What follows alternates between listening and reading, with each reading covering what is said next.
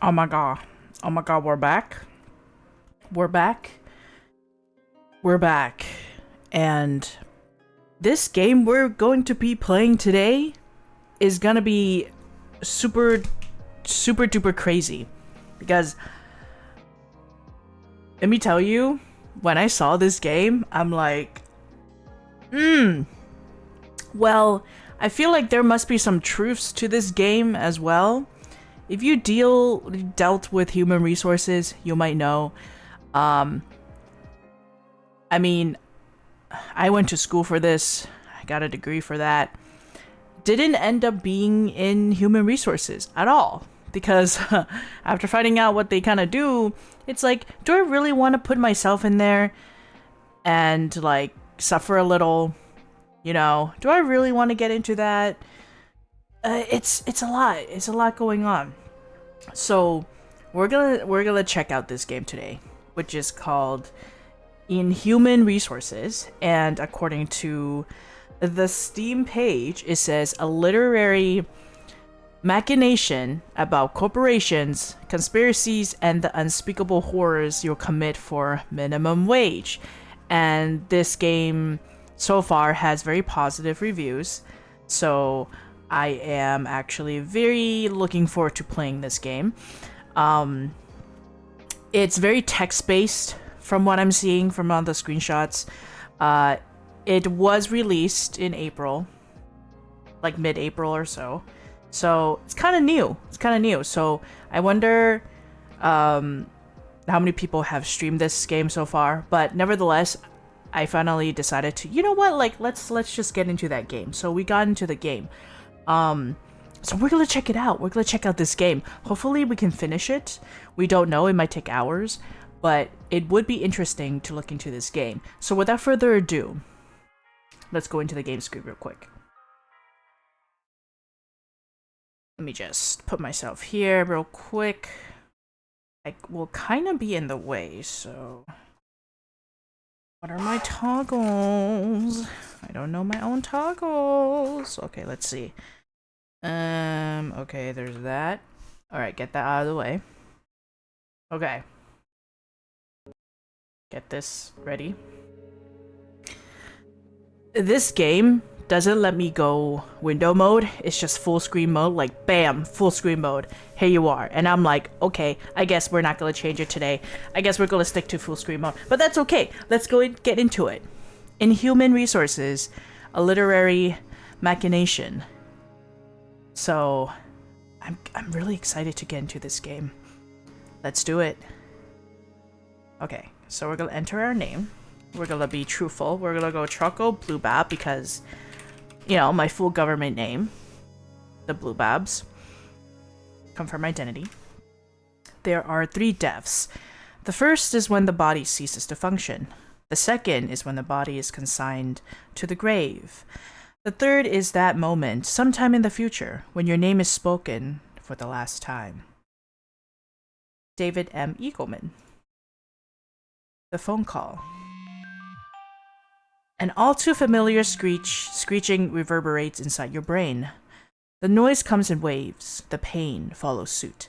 You try your best to ignore both, but the mere fact you've acknowledged the awful sound means it's already won. Your phone's alarm is simply much too loud to ignore. Defeated, your eyelids peel apart like sheets of rotting Velcro, blinking back a bad night's blurry haze.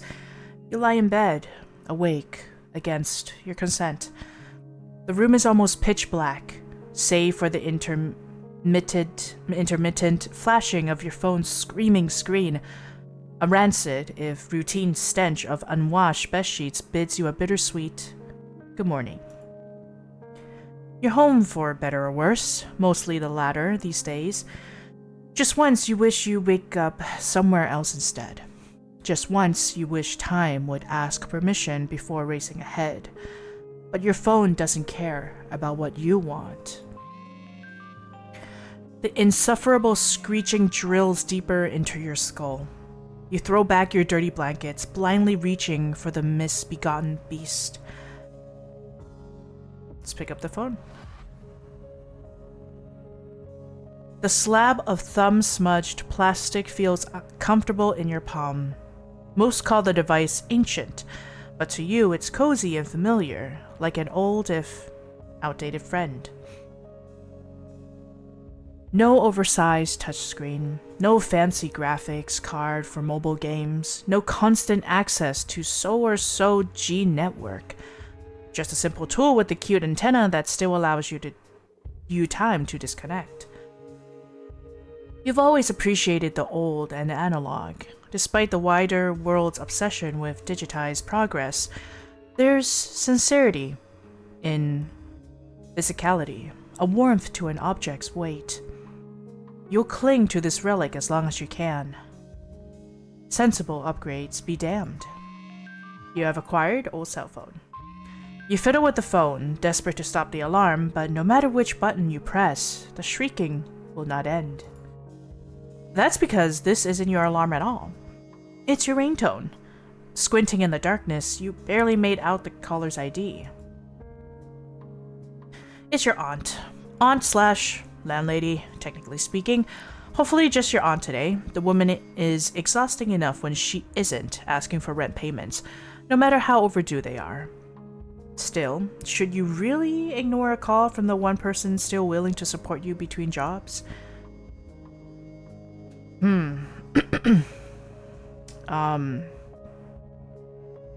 Should we yes up the call? I feel like sometimes we get to the point where we're too tired. We need rest. If it was me, you can't deal with this right now. Hang up on her. I'll do this one. You run your thumb over the decline button, yet, as if swayed by your own sleepy stupor, it smudges the wrong key. You hope whoever invented the speakerphone setting is either unhappy or dead. Ideally both. Hey there, sweetie. Sorry for calling you out of the blue. Hope I'm not interrupting lunch. The scratchy facsimile of her bombastically condescending voice greets you on the line's other end. No mistaking your dear auntie. Oh my god, my English. But what's this about lunch? You flick a light and glance towards your microwave's LED clock display. A shameful number stares back from the room's abyss. 1:29 p.m. You wince and make up a half-baked lie, pretending to talk with your mouth full. Your aunt doesn't seem to buy it. Well, I'm sure you're very busy with job applications today, so I'll get straight to the point. Do you have any idea when you'll be able to send me last month's rent? I know money's been tight lately, but it's already the 31st. One missed payment is bad enough, but two? Shit, landlady it is. You feel yourself deflate. Glancing to the tower of rejected job applications standing proud and precarious upon your messy desk. The top sheet almost grazes your modest apartment's ceilings. Your aunt suggested to print each refusal, claiming they'd make your eventual hiring all the more rewarding. You found that harder and harder to believe, ever since the letter started to outnumber the dollars in your bank account. Sweetie, do you have some kind of estimate for me? I would really need an answer today. Alright. You know, unfortunately, we're gonna have to beg her for more time to pay because it's hard to find a job, man. You swallow your pride. It goes down easy. There isn't much left. For the 100,000th, millionth time, you swear to send your aunt the money the second you get a steady paycheck. Until then, there's no way you can conjure cash out of thin air. I mean, it's the truth, isn't it? Oh my goodness, Neneki, welcome me. Let me give you a little shout out. And shout out for our favorite ghosty friend. Shout out to Neneki. Welcome in, Neneki. Yeah, this is like not much spooky, but it's kind of like dark, you know? And it's quite interesting so far. We're playing the role of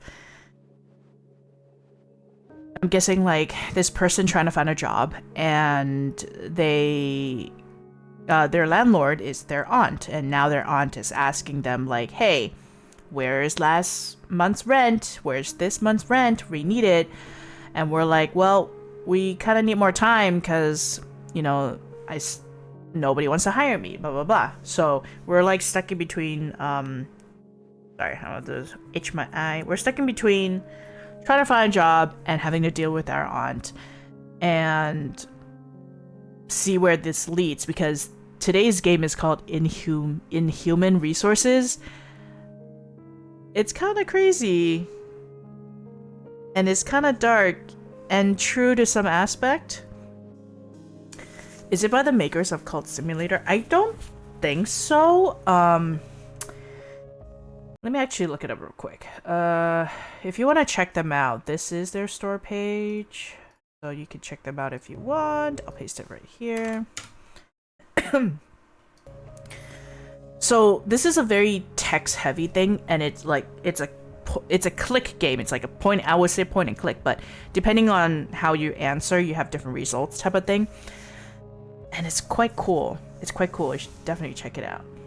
Also, I hope you're doing well, Nanaki. It's nice to see you. Hope it's not too hot over there right now.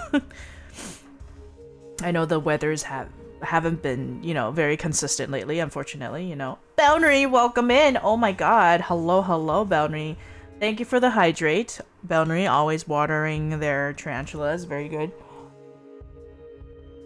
Making sure all tarantulas are watered. Very important. How you doing, Boundary? Hope you're doing well. Great to see you, as always. We're okay. People today are cray. No more strangers today. No more strangers today. Okay, that's good. That's good. I hope the construction in your house is gone, almost, you know. Oh, poor Nanaki. Alright. Continuing in our story. An uncomfortable silence lingers over your phone's speaker. After several torturous seconds, a disappointed sigh comes through. Sweetie, I let you rent that place to give you a second chance, not to keep enabling this shameful do-nothing behavior of yours. You see, Auntie, like, I would love to give you the rent if I could. If anyone would fucking hire me, bro. Honestly, I'd be more willing to forgive delays if I knew you actually trying, but you can't expect me to believe you've been pulling yourself up by the bootstraps and giving this job hunt all you've got when you've been living in a pigsty for the past year. Hiring in this economy? Exactly. Pigsty? You deflect the woman's accusations, blabbering in desperate denial. But as your eyes drift over the sorry state of your apartment, your ramblings soon turn to tragic silence. Let's see. You've been immune to the stench for a few months now, but no amount of time will ever make you blind to the altars of wretchedness your neglect has erected. Okay. On the floor, at your desk, in the kitchen, and even in your fridge. Oh, so you get to check out stuff. Okay. On the floor, let's check it out. Crumbled stacks of crusty laundry litter the unmopped ground like landmines in an active war zone. At your desk, fly swarm styrofoam containers amalgamate themselves into awkwardly unstable modern art installations. Your largest one can only be referred to as the Leaning Tower of Takeout. I think we're in a very, very bad situation right now. And we're not doing very good mentally as well, right? In the kitchen, filthy cookware overflows from your sink, bathed in rancid dishwater. A layer of film has formed on the surface, thick as the crust of a creme brulee. And even in your fridge, the outdated contraption hums like a thermonuclear lawnmower, even though you know damn well it's not keeping anything cold. Maybe catch your packets, if you're lucky. Pigsty or not, there's no denying that this whole unemployment business has been taking a serious toll. One that's gone on long enough for your aunt's pity to become well-deserved contempt. Well, what do you have to say for yourself? Alright. So we have 3 choices. It's not your fault those stupid companies won't hire overqualified geniuses. We're a little bit ahead of ourselves because we do own 2 months' rent. And technically, she is giving you a chance to stay at her place. She's right, you're scum, worse than scum. She should just evict you and get it over with. I don't want to belittle myself at this moment, but unfortunately, in the mindset that we're in right now, it's easy to put yourself down, right? You're sick of pulling yourself up by the bootstraps. Can someone else pull them for you? This is like, also like, no one's gonna help you. You're gonna have to learn how to do it yourself. I mean, unfortunately, like, either you like it or not, your auntie did help you. Not in the best way possible, but she did give you a place to stay. Out of these 3, like, this one just shows that we just given up. Maybe we need to leave that environment, even though we know it's gonna be hard for us to, even though we know we're gonna go through some challenging phases. I feel like at least we're out of that whole toxic environment. So I'm gonna go with this one. You throw yourself into a dramatic tirade, detailing your utter lack of worth, the hopelessness of human existence, and the filthy trash-strewn ditch you deserve to die in, preferably alone. By the time your aunt gets a word in edgewise, your face is slick with tears and mucus, your heart tied into painful knots.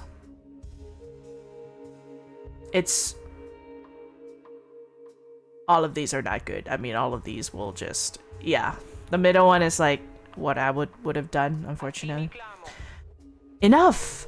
I'm sorry, alright? I didn't mean to be so harsh. Now calm down, please.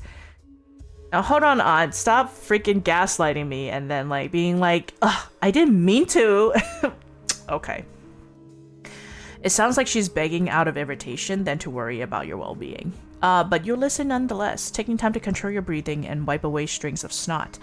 The phone crackles with warbled noise as your aunt lets out a groan. Good grief, I know this mental health nonsense you keep talking about is a big deal, but you have got to get it together and take action somehow. You can't just keep using mood swings as an excuse to escape responsibility. That choice will get you nowhere. Unfortunate we have to deal with these people, but they don't understand. They don't understand. You have acquired clinical depression. Great. Yeah, we know we have depression, you know. You brace yourselves as the woman prepares to deliver her most frequent, most frustrating spiel. You could probably repeat it word for word if ever you were held at gunpoint. Remember, sweetie, in our world, choices matter, the big ones and the small ones. We can't always take those decisions back, and we can't control their consequences either. Which means we have to choose carefully. You most certainly have not been doing that, but if you have any intention of getting yourself out of this mess, you need to start making the right decisions, and soon. You hang your head and nod, gulping down your last trickle of self-respect. Hearing this speech frequently doesn't make it any easier to hear. Anywho, enough of that. The real reason I'm calling is because I might have an opportunity for you. You can tell by her inflection she means a job opportunity. Your reaction is practically Pavlovian. You salivate at the thought of your unrelenting financial woes finally coming to an end. You grip the cell phone tighter, aching with anticipation. See, there's this problem employee at our company. He works at one of the local branches right next to where you live, but the man has terrible attitude. And is even more terrible when it comes to, well, whatever it is you think we do over there. You picture her limply waving a wrist in some vague, dismissive pattern. More of the highly confidential stuff she can't share, but brags about anyway. Not that you're entirely sure what your aunt actually does for a living to begin with. Something to do with human resources, maybe? Oh, aunt.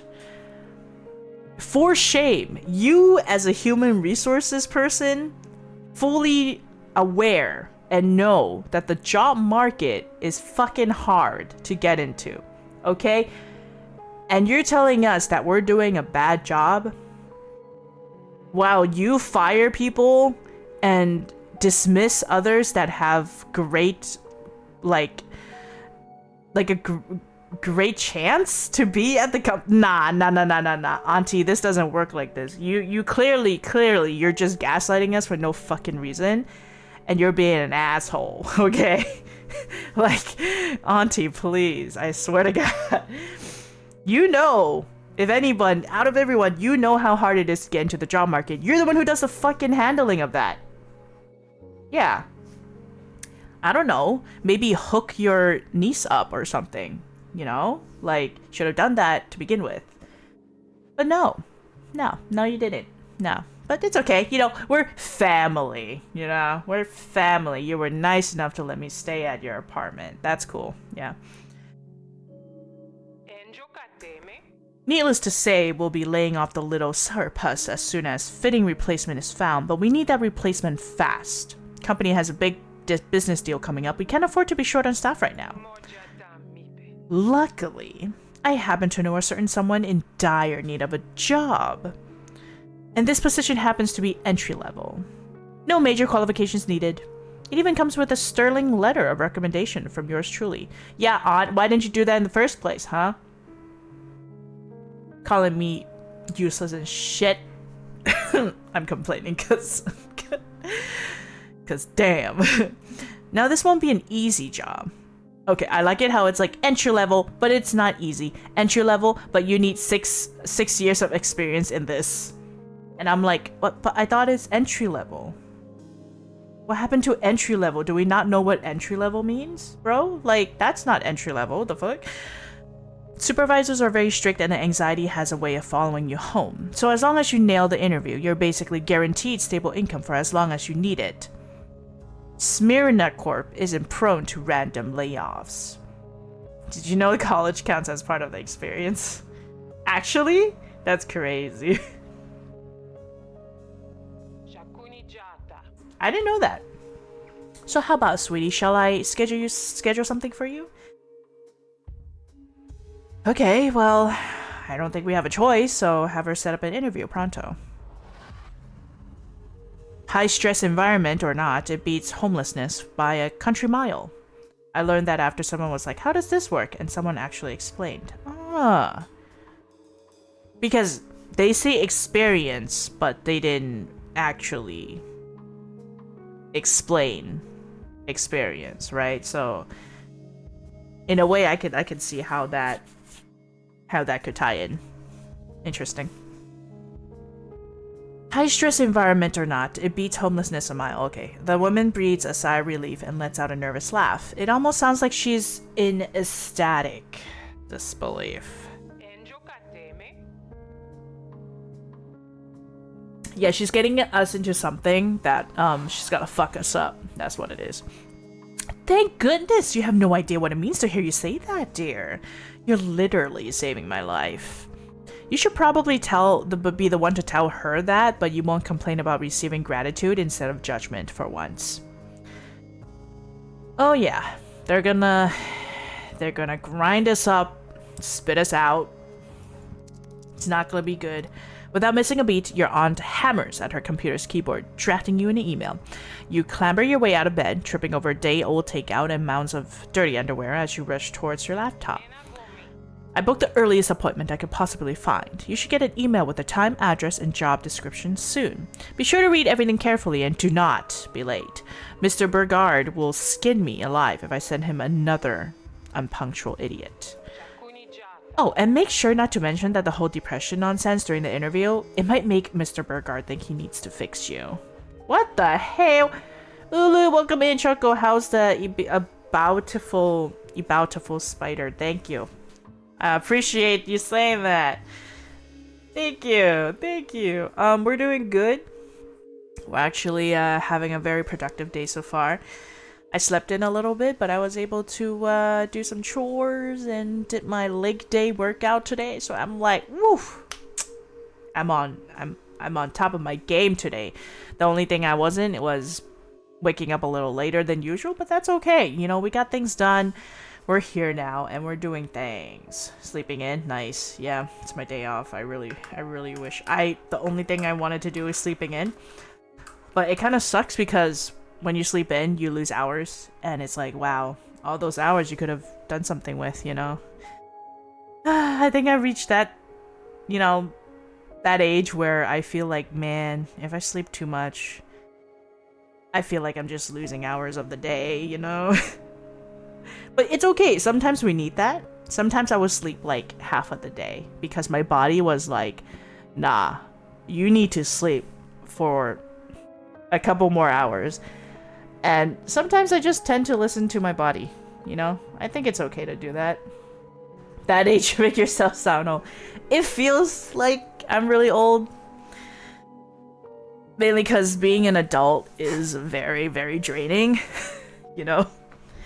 You got work and you got stuff and yeah. Therefore, this game might be very, very, what's the word?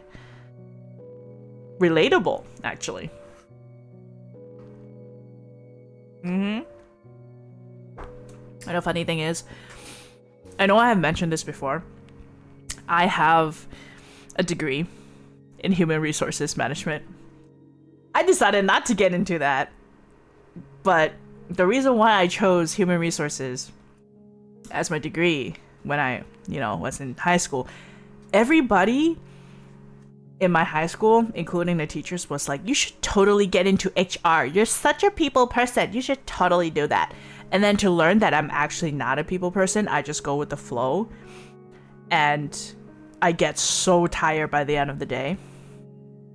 I remember in high school and college, I was very active. I do a lot of things. I do, I participate in youth organizations. I fight for nonprofit organizations. I was an activist, actually. Back in high school, I was really, really active, too. We would go to, like, City Hall and protest. I would be all up in that. I was so into that back then.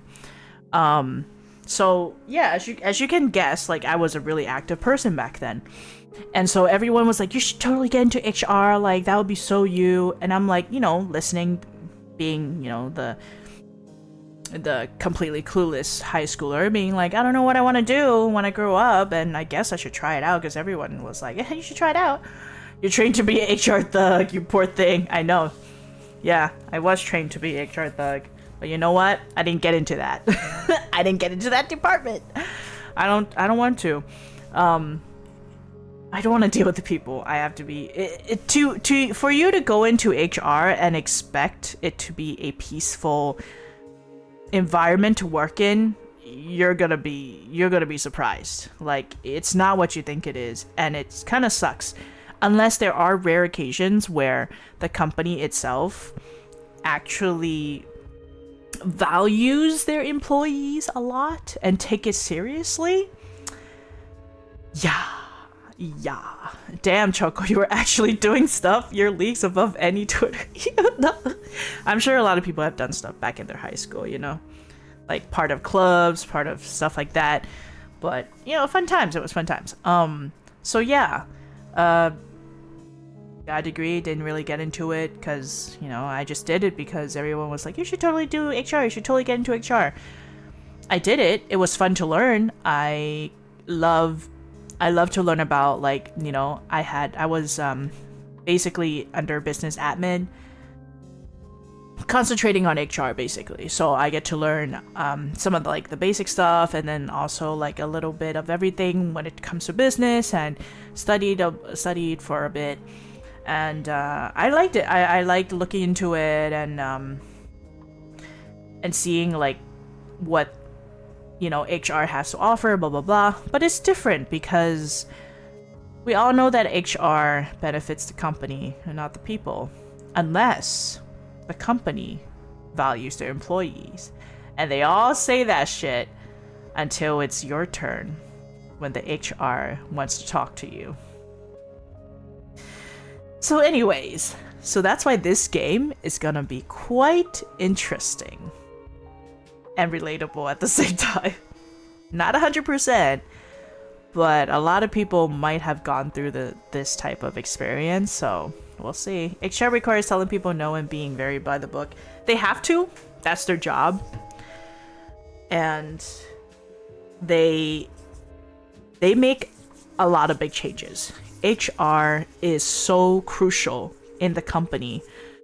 Without HR, it's like losing a heart in a company. Without your HR team managing your company, your whole company will collapse 100%. If you think as, a CEO, you can manage it, probably when you're just starting up with a few people. But when you have a bigger like employee base, you gotta have HR to maintain everything. And they deal with a lot of things, from training, from payroll, from big changes in the company, dealing with customer service, dealing with internal affairs. There's a lot, very much deeper into this HR thing. And it's quite interesting. It really is. I don't know if I'll be able to get into that dynamic of an HR team. I feel like I will be overwhelmed if I ever get into HR. But nonetheless, I'm into sales. Sales is much more easier. I am a manager in sales, and that alone has taught me a lot of things in business than just HR. Because interestingly, managers deal with little things that HR kind of deal with, and also customer service and sales and marketing at the same time, which is quite interesting, right? Especially when you're like you work for a local place, which I do. I work for a local place. So I get to learn a little bit of everything, and I like it. I enjoy learning in my workplace, and I still learn things till this day because my workplace environment gives me the opportunity to learn more things. It's a very rare opportunity because you would think like, oh, retail. What is there to learn about retail? There's like, you learn the basics and that's it. I guess I'm lucky enough to be in that environment where I can learn new things every single day. So that's quite interesting. Anyways, enough of my rant. Let me take a little sip. I hate saying no. I hate getting into people's business, confronting people. But sometimes I gotta do it. And I'm like, fuck, but I do it anyways. Fix you. Rather than offer answers, your aunt whispers farewell. Good talk. Always nice hearing you go on the topic. Hope you guys don't mind. But the drama. Yeah, that's true. There are dramas though in HR, which is crazy drama. Especially in corporate. Good luck, sweetie. I hope you'll forgive me for this someday. Click. The line goes deathly silent. Deathly silent. Save for a droning dial tone. You get an urge to call her back, but the ding of an invitation appears in your inbox, catches your attention first. Uh-oh. Your interview is today, at 4 p.m. sharp, no less. You curse under your breath, rushing to shower and get dressed. Your stack of rejection letters gets knocked over by your charge and scatters across the room in a whirlwind of standard issue responses. You beg with every fiber of your being not to come home with a new failure to add onto the pile. Damn, not even 4 p.m. I think when we woke up, it was 1:34 p.m. or something like that. So in a few hours, we gotta do this interview, right? Chapter complete. Proceed to the waiting room. It's a waiting room. The packed full city transit bus comes to a creaking stop right in front of an old building you've never seen before. Shoving your way past crowded commuters, you step onto an empty sidewalk. The vehicle roars away, fading into the misty afternoon and leaving you utterly alone. Oh no, yeah, in-game, sorry. Yeah, in-game, I bet. 1:30 in-game. You briefly wonder if getting off here was a mistake. You review your aunt's documents, poring over the civic numbers, street name, and postal code as though every chapter were the cipher to some secret code. By the time you finish your third revision, you're forced to concede. This must be the right address, but it's not remotely what you expect. Okay, nestled between two gleaming skyscrapers sit a much smaller, much stranger building. There is the unnerving facade. Glazed gray brickwork and pale-veined marble unite to form a vast web of extravagant monochrome patterns. But despite all the details, the sum total still gives off a sense of cold, calculated purpose. Almost like an anarchic graffiti artists were hired to redesign a palliative care set. Wow, there's so many big words in here. I suck. I'm not good at words. Okay. How to English the decorative windows. As you climb the front steps, a set of circular gold-tinted portholes stare down at you. They are unblinking like the eyes of a giant deep-sea squid. The glass is too opaque to see through, yet you suspect someone is on the other side, watching you approach. The massive front gates, made from half-ton hunks of glistening cast iron, the double doors have been decorated with an intricate bas relief of skyscrapers swimming in fog. Bit ironic for such a stout little edifice. Oh my god, my nose. My nose is starting to stuff up. Let me go grab my allergy meds real quick. I'll be right back.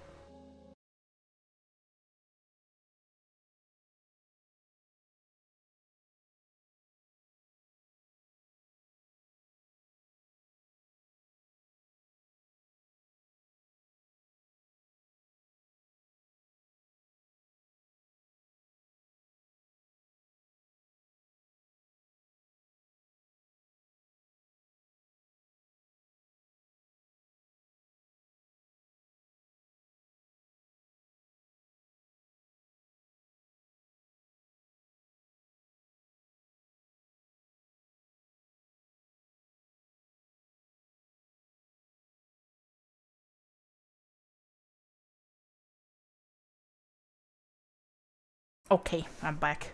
I'm not dead. I just went to grab my allergy med things.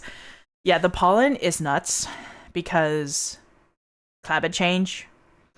And unfortunately, a lot of the places here ran out of, like the drugstores have ran out of allergy meds really quickly.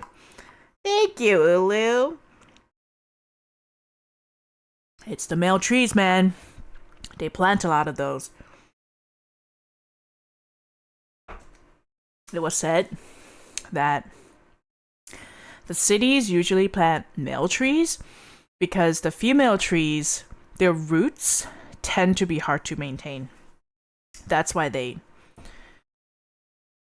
plant male trees.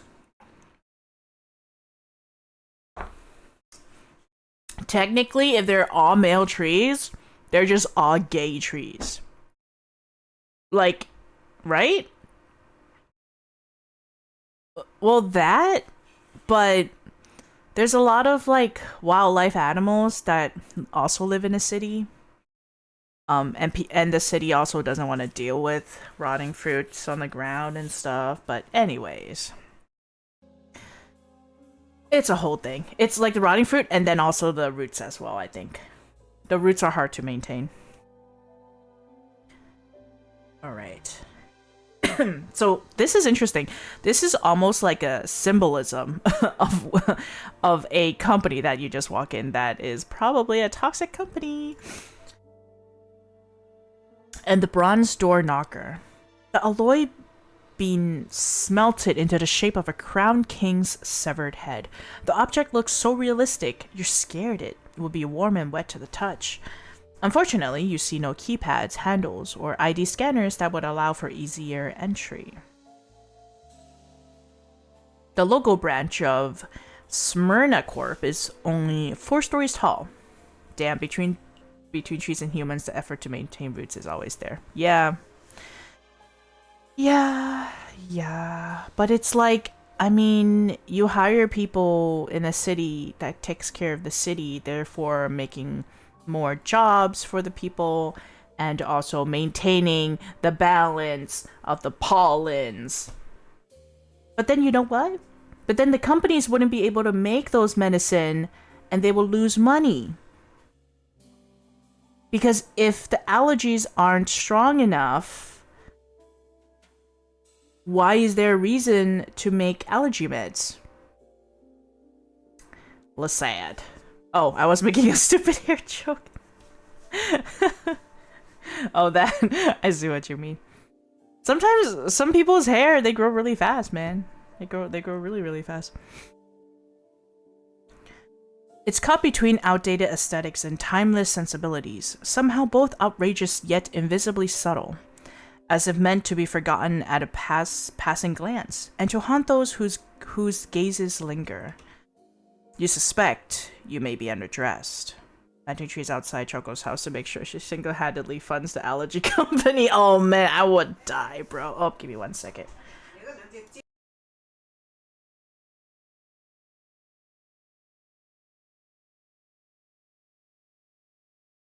When mom walks in and be like, hey, and I'm like, no, I'm streaming, mom, please. Please, I'm streaming.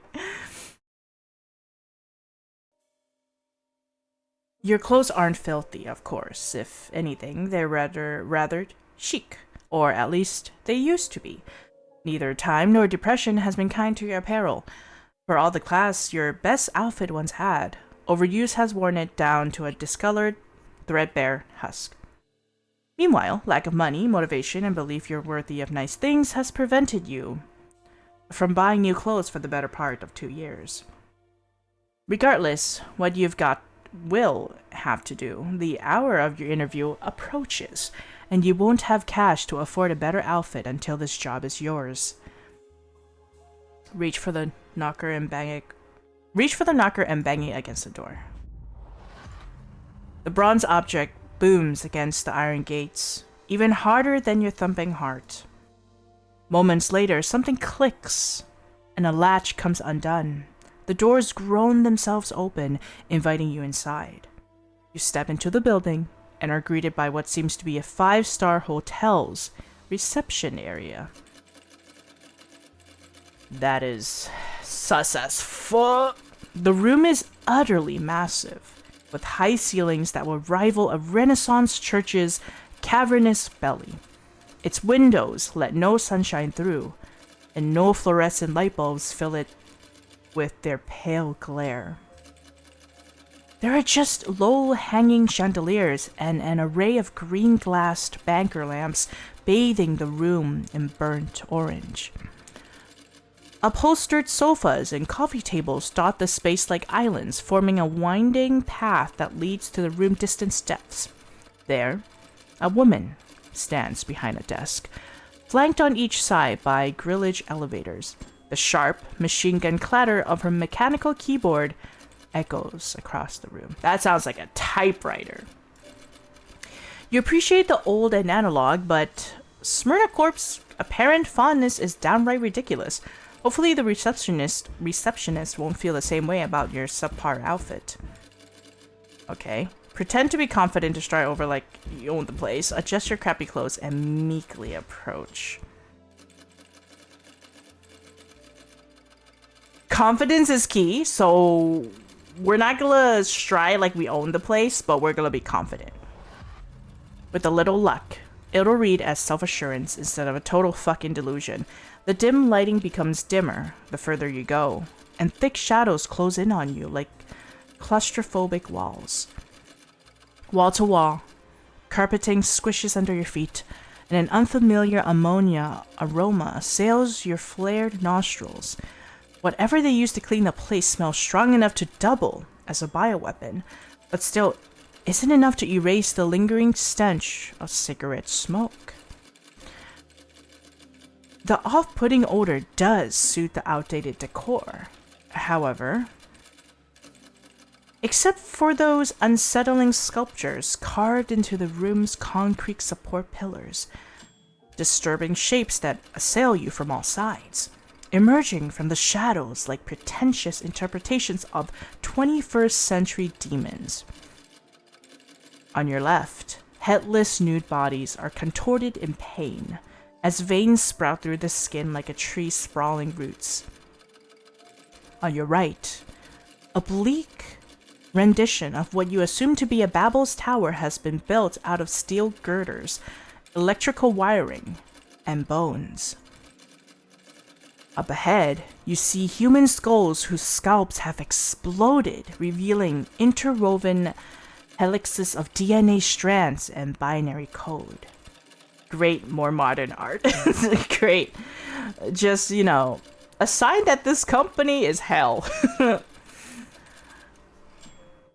What happened to good old-fashioned gargoyles? That would be so cool if I walk in and I see gargoyles in your company, lounge. Oh my god, I don't care. I'm at work there. Unsettled by your surroundings, your eyes drift back to the woman working the reception desk. There are letters engraved in the wall above her, spelling out a slogan in twinkling silver font. Memoriae Perpetuistas Mumatio? You don't know much about corporate branding, let alone Smyrna Corp's specific suite of services, but you're not sure how effective that cryptic slogan must be. You hope your aunt's documents would have provided insight. Instead, they were mostly full of vapid statements about connecting modern business with industry, leading talent, or some such variation of the standard corporate tripe. You wave hello to the receptionist, but she doesn't even flinch. Her gaze remains glazed over, wholly focused on her work. She's younger than you first thought. Maybe 30, likely not quite. Sickly pale with sleep-deprived bags under her eyes, each one darker than the acrylic of her tidy black turtleneck. Her hair is knotted into a dainty bun, her fingers devoid of polish or rings. They move across her keyboard like demented tap dancers. Wait, no, not her keyboard, her typewriter. It's a really, really old one, made from brass, black plastic, and way too many moving parts. A relic from the 1800s that looks like it barely scraped through both world wars. And you thought your laptop was getting old. There's also a small desk bell glimmering on the counter. Maybe you should. She's a secretary, not a Victorian-era maid. Just say hi like a normal person, or ring it. Considering she did not hear me, and the bell is there, I'ma ring it. A pleasant ding resounds like clinking champagne glasses. The woman's head snaps forward, as though struck by an electric shock. She flashes you a beaming, not quite, pearl white smile. Oh, she is overworked, the poor woman. Welcome to Smyrna Corp. Do you have an appointment? The words barely seep through the woman's gritted teeth. Her grin is so tight it hurts to watch. Yeah, I know. She's so scary looking. But there's no trace of frustration. She's the dictionary definition of too friendly, made uncomfortably manifest. Unsettled, you stumble your way through your explanation of your aunt's referral. The receptionist replies with a nod, squinting as she reads the writing on her typewriter's latest sheet. Ah, of course, we've been expecting you. I'm afraid Mr. Brigard is running a little late this afternoon. He'll need a few more minutes until he's ready to speak with you, but you're more than welcome to pursue our visitor handbooks while waiting. She gestures to a set of nearby couches and a table chock full of company pamphlets, but you're more surprised to notice someone else already sitting there. A young man with a bitter look etched into his furrowed face. Could this be another applicant for the job? Maybe. An irritated customer? I'm gonna guess. Shit. Your aunt never mentioned competition, and if they turn out to be competent, you could be in big trouble. Your bleak musings are cut short by the receptionist's unpainted nails tapping at her name tag. I'm Melusine, by the way. I'll call you as soon as Mr. Brigard becomes available. In the meantime, please let me know if you have any questions. With a grateful, a bit embarrassed nod, you walk away and slump into an old-fashioned sofa. Melusine's rickety typewriter clacking away once more. Might have butchered her name, but let's just move on. The couch's cushions feel quite stiff. Or maybe your stress clenched back does. Indeed. My back. Considering the ferocious stare down you're receiving from the stranger seated across you, it could well be the latter. The steady tick of a vintage clock draws your gaze. Its hands point in opposite directions. 3:42 p.m. 18 minutes left. Good thing you came early. You still have time to prepare for your interview, but probably not enough to do everything you wanted. You'll have to decide where to spend it carefully. Okay. So, what should we do? Read through pamphlets to find more about a Smyrna Corp. It could help us because we don't know anything about the company. Ask the front desk person. Strike up a conversation with the irritated man. That could be interesting too. Or there's a magazine. I feel like we're gonna get the job because we were referred to. So let's strike the conversation with the irritated man. Because you're going to this company. At the same time, let me know what other people think of this company as well, right? Time to break the ice. Hopefully, it won't be the very thin ice you seem to be standing on with this guy. You take a seat next to the stranger, introducing yourself with a smile. Rather than ease attention, the man scowls, as if you were a clump of dog shit clinging to his shoe. His snarling voice sounds coarser than a poorly maintained gravel driveway. What the hell do you want? Can't you tell I'm not in the mood? Well, if you couldn't tell before, you certainly can now. You gulped audibly, worried this person might assault you at a moment's notice. But as you stammer out some vague apologies, you noticed something surprising. He doesn't look all that angry, let alone angry at you. In fact, he mostly looks fretful. The man's calloused hands aren't balled into fists, but kneading each other with relentless worry. Sweat beads at the temples of his receding hairline, wearing down the gel matting down his tar-black locks. One of his legs shudders visibly, its foot tapping the floor. With the breakneck tempo of a meth-addled punk musician stomping a drum pedal. He reminds you of Melu. I'm just gonna call her Melu.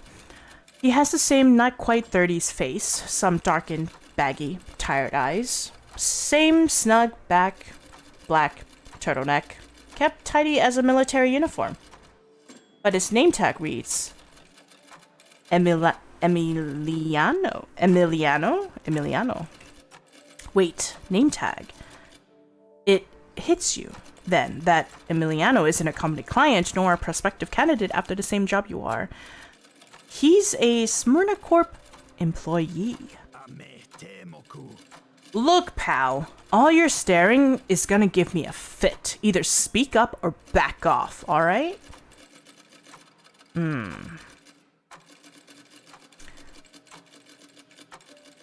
Let's be compassionate, right? Your aunt warned you how stressful this place was. Best leave him alone. Be compassionate. If there's your chance to learn from someone first-hand experience, ask him what his job is like. I think we should be a little bit more compassionate. But I feel like you might not answer to that. For you, The hardest part of job hunting was always the impression of powerlessness combined with a feeling of tremendous isolation. Even one person who could sympathize with your woes would have been a godsend, but this guy only reads your empathy as an insult. Are you brain damaged or just actively trying to screw with me? Seriously, if I'm getting laid off from the worst job I've ever had, why the hell would I want to get cheered up about it? Heck, if it weren't for this shitty exit interview, it'd be the happiest day of my life. This is an exit interview.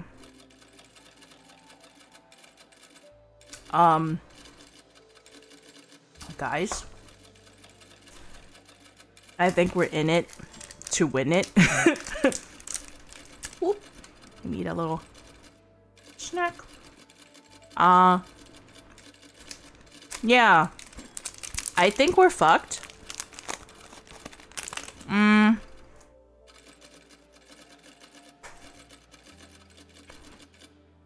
Exactly, Ulu. Exactly.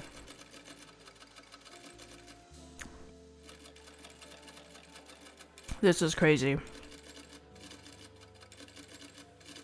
He looks so stressed. So stressed.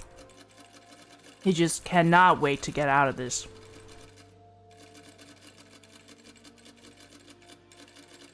I don't know how this is gonna be with this. You have a hard time picturing this being happy, but no trouble whatsoever imagining why the man was fired. Then, suddenly, you connect the dots. This must be the problematic employee your aunt was talking about. You cringe so hard your jaw aches. Offering to make someone feel better right before stealing their job is a level of awkward tension you weren't prepared for. Oh my god. Sorry. Oh, I got choked on my spit. Trying to recover from embarrassment, you change the subject to this exit interview, which seems to be causing such strife. Huh. Must be pretty new to Smyrna Corp if you're asking me that, huh? Look, if they just wanted to tell me no hard feelings or ask how management could have done better, I wouldn't have a problem. But these bastards don't know that. Don't work that way. Every person I've ever seen get called into one of these meetings comes out looking like a walking corpse. And I don't blame them one bit. HR might seem like they're doing something to help you. Some of them have really, really bad communication.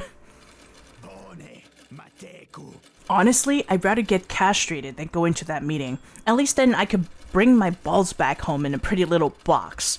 And I'll send it a loud keep out message to whoever they called it in to take my place. Emiliano, I don't know if you know this, but, you might not need to send that package. I'm right next to you. Oh, this is awkward. Well, it'll send some kind of message. Still, despite the crudeness of his metaphors and the stink of booze on his breath, you sense Emiliano's fear runs far deep than unemployment. In fact, you get the feeling he wants to protect the person who'd be taking over his job. Should you reveal your identity?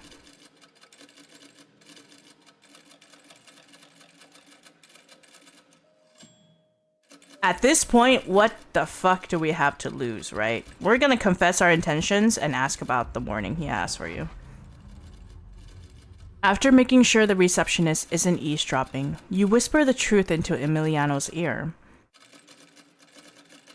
His already bulging eyes grow wider as he realizes why you're here. Rather than appear relieved by your presence, you suddenly sense he's deathly afraid of it. You're not messing with me, are you? You're really here to work at Smyrna Corp?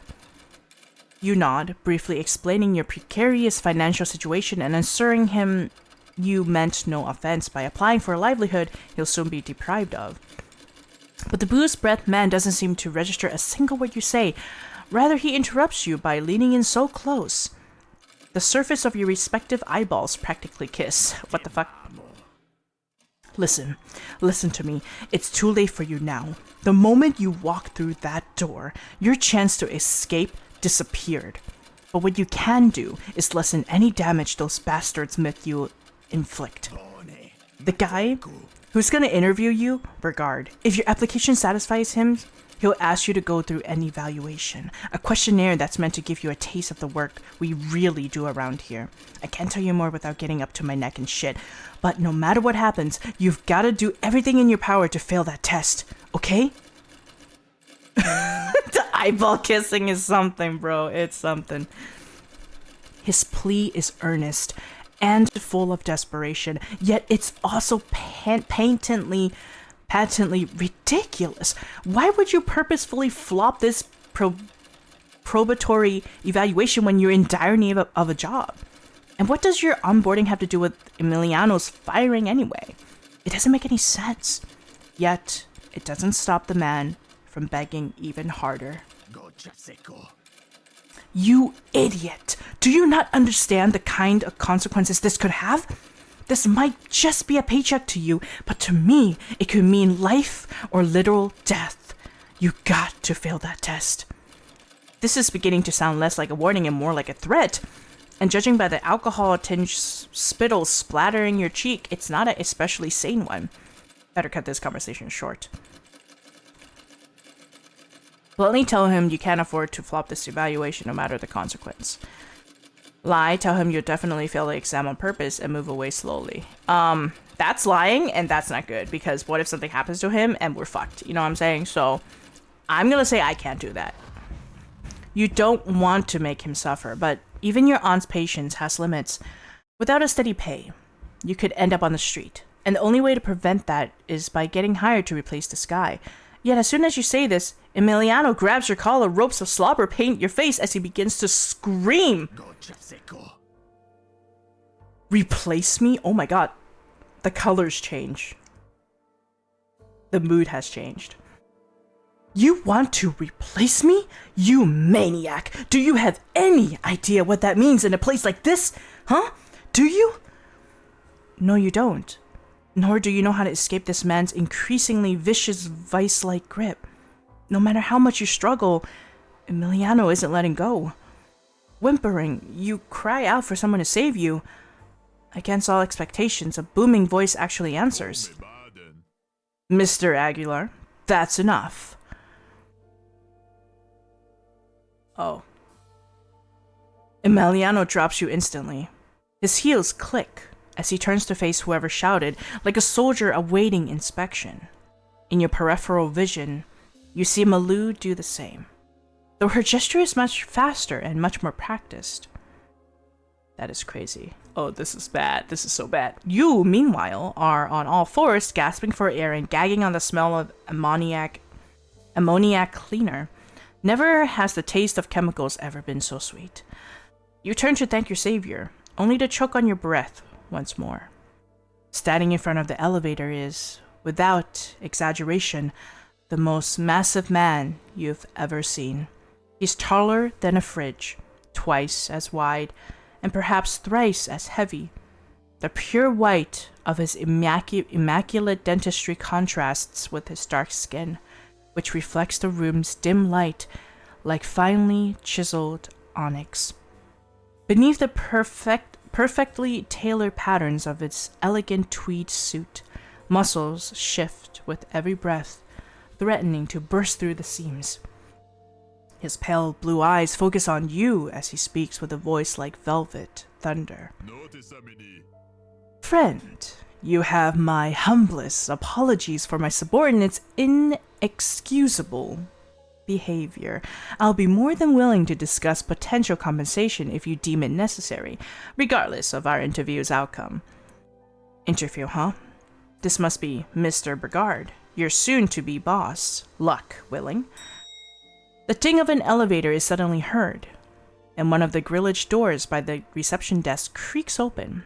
The tweed behemoth sidles his way into the shaft, packed tighter than a tuna in a too-small can.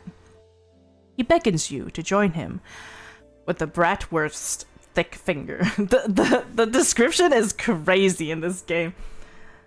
I get why everyone is scary about what the fuck, man. I know. I think we're about to get into some big thing. Don't know what's going on here. It's not gonna be good. Come along now. We're already behind schedule and can't afford any more delays. What's more, I frankly cannot wait to discuss your future with us here on Smyrna Corp. Holy shit. He thinks you have a future? In that moment, Mr. Brigard's big, beaming smile is the most beautiful thing you've ever seen. My god. The sunlight's in my eyes. Let me get the shades down. Okay. Poof. Thank him and slip into the elevator. It's a tight fit, but, you know, his big Bradwurst a smile. For real. It's a tight fit, but you manage to wriggle yourself into the lift by nuzzling up to your, hopefully, future boss. You apologize profusely for the cramped conditions, but he just laughs it off. No need to be embarrassed. Happens all the time. Oh, and no need for all this Mr. Brigard business either. First name basis is fine by me. Before the elevator door can snap shut, someone opens their mouth and screams. Obuya, wait! The angry-looking man you were worrying about suddenly drops to his knees, hand held together in prayer.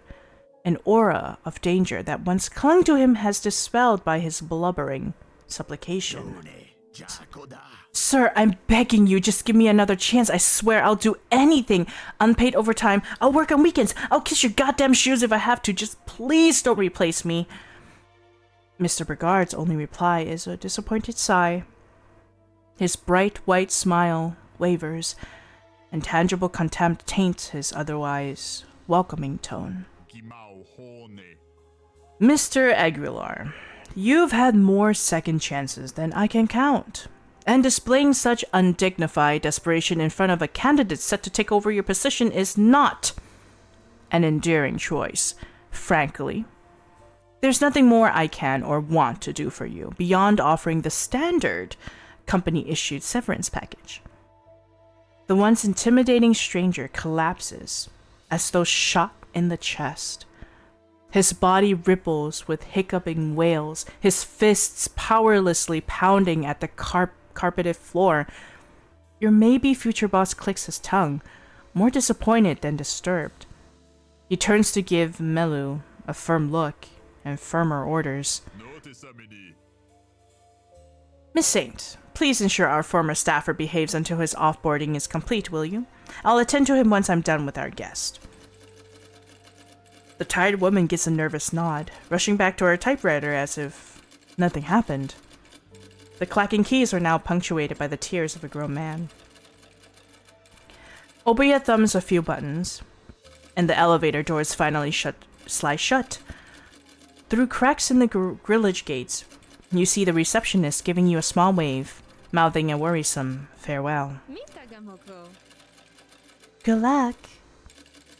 Before you can decide whether she was cheering you on or trying to warn you, the floor lurches downwards. That's crazy! This is creepy! Nah, this is some freaky ass shit we're getting into. What the hell is going on? After descending a short way, the elevator slows to a crawl, then comes to a complete stop, groaning under the combined mass of its unevenly weighted passengers. For a moment, you worry the cables have jammed. Clearing his throat, Mr. Brigard reaches over your shoulder and points to the lift's control panel. Can we fail the interview? Yeah, what happens if we do, right? Would you do me the honor of entering our meeting room's access password? If you're going to be working here, you may as well learn how to travel across the office. Just type in if you please. Oh, and no need to be too brusque about it. Precision matters more than speed with these old doodads. What the fuck is that? Anyways. I don't know, man. Oh, what was it again? Okay, it was this one. This one. This one. And this one. The interviewer chuckles as he watches you fiddle with the electric symbols, amused by your apparent unfamiliarity. No doubt he's used to employees entering these combinations with a routine deafness of jaded shoppers, typing in their PIN numbers during credit card transactions. You're still not sure why he's making you type the password in, nor why the elevator uses passwords in the first place. Wouldn't keycards be easier? Or normal numbers, at least? You know, just in case. We're gonna take a picture of that, in case we have to access that one more time. Regardless, as the last button clicks into place, the elevator resumes its descent at an increased momentum, plunging deep into the earth with no sign of stopping. How did he pronounce those symbols? Good question, because all I said was blah, blah, blah, blah, blah, and then that's it. It's a like, what? After almost 20 seconds, you wonder if it's headed for the planet's core. You'll have to beg my pardon for the sluggishness. I petitioned to have this thing replaced by the encryptology department. Damn. Refuses to let us invest in newer models. Potential security risks, or so they claim. Boogeyman, hogwash, I say. An upgrade has been long overdue. Maybe once our deal with Radium finally goes through, they'll be a bit more welcoming of a true progress, eh? You nod along politely, pretending to understand what he means. You're unsure the display looks convincing. Still, by the sounds of it, you'll be stuck here for a while. How do you kill time?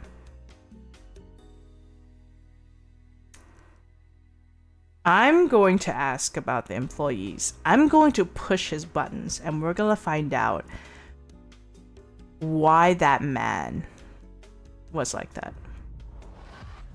You mumbled a question, half embarrassed and half afraid of Mr. Brigard's potential reaction. His blue eyes fill with bitter disappointment, though his good mood doesn't waver. I cannot apologize enough for Mr. Aguilar's attitude, let alone the harm it caused you. I should have taken measures to correct his behavior long before things reached this point. I truly hope you'll forgive my crippling oversight. He makes it sound like the guy tried to kill you or something.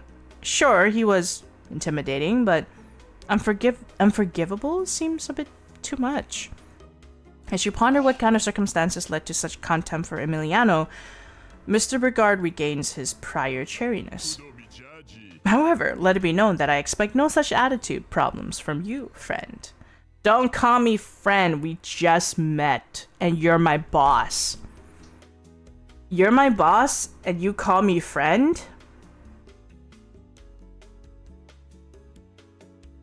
That is not the type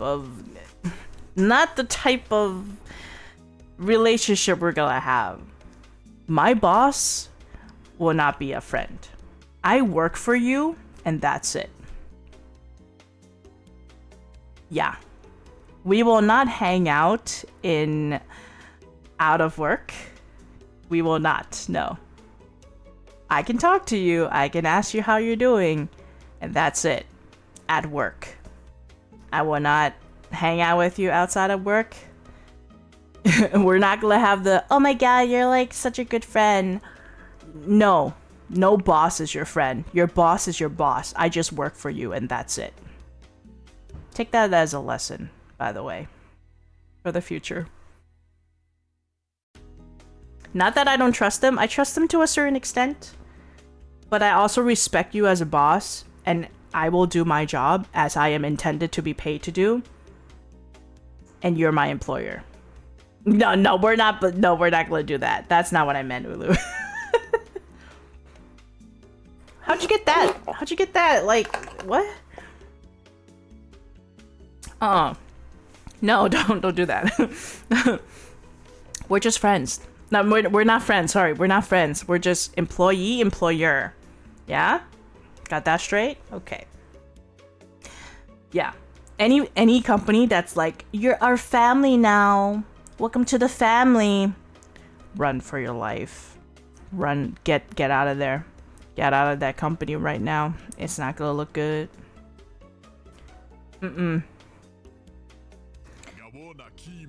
The woman who recommended you for this position, your aunt, I believe, she has nothing but great things to say. She assured me you were an extremely positive person with a permanent can-do attitude and exceptional emotional resilience, and that's exactly the kind of person we need more of here at Smyrna Corp. You answer the giant's compliment with an awkward chuckle. Internally, however, you are screaming. You knew your aunt was bound to lie in order to guarantee you an interview, but she could have picked something more fitting for a clinically depressed shut-in who can't afford their own prescription. As you force yourself to smile through an impending panic attack, the elevator comes to a grinding halt. Its grillage door sliding open. Alright. Let's squeeze our way out of here. It's a bit of a battle to wriggle past Obuya, though you soon find yourself free of the claustrophobic lift and breathing a bit easier. Mr. Brigard follows suit, flipping a light switch to illuminate the otherwise pitch-black room. What in the world are we doing in this company? Welcome to my humble office. Ah, so that's what this place is, an office. Wouldn't have been your first guess. The rectangular space before you is reminiscent of an oversized police interrogation room. The walls are painted glossy black, glistening in the sepia glow of a low-hanging ceiling lamp. And if it weren't for the obvious two-way mirror in the back, the room would appear infinite in size, a boundless expanse of inky shadow extending in every direction. Getting money. Get that bread. But this is a very weird company. A single desk sits at the room's center, made from a block of carved mahogany. Coffee-stained paperwork covers the surface like some madman's wallpaper, and countless colored wires sprawl across the floor as though the varnished wood had somehow sprung electrical roots. Leather chairs fit to dwarf. Royal thrones loom over both ends of the table. No doubt custom built to accommodate Mr. Brigard's colossal frame. The behemoth briskly motions for you to take a seat, but you sink so far into the plush leather, it feels more like the seat takes you. Prying yourself out of these comfortable depths, your eyes turn to the sparse assortment of unusual baubles decorating the table's corners. On this side, there's an antique candlestick foam, whose mouthpiece is made to look like a large roosting bat. On that side, there's an old-fashioned record player adorned with gaudily gilded Smyrna Corp logo.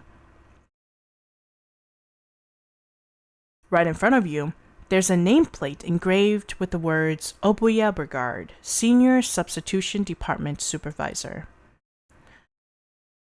And scattered all over the place, these are piles of VHS cassettes, each one labeled with tags written in Latin, Farsi, or ancient Greek.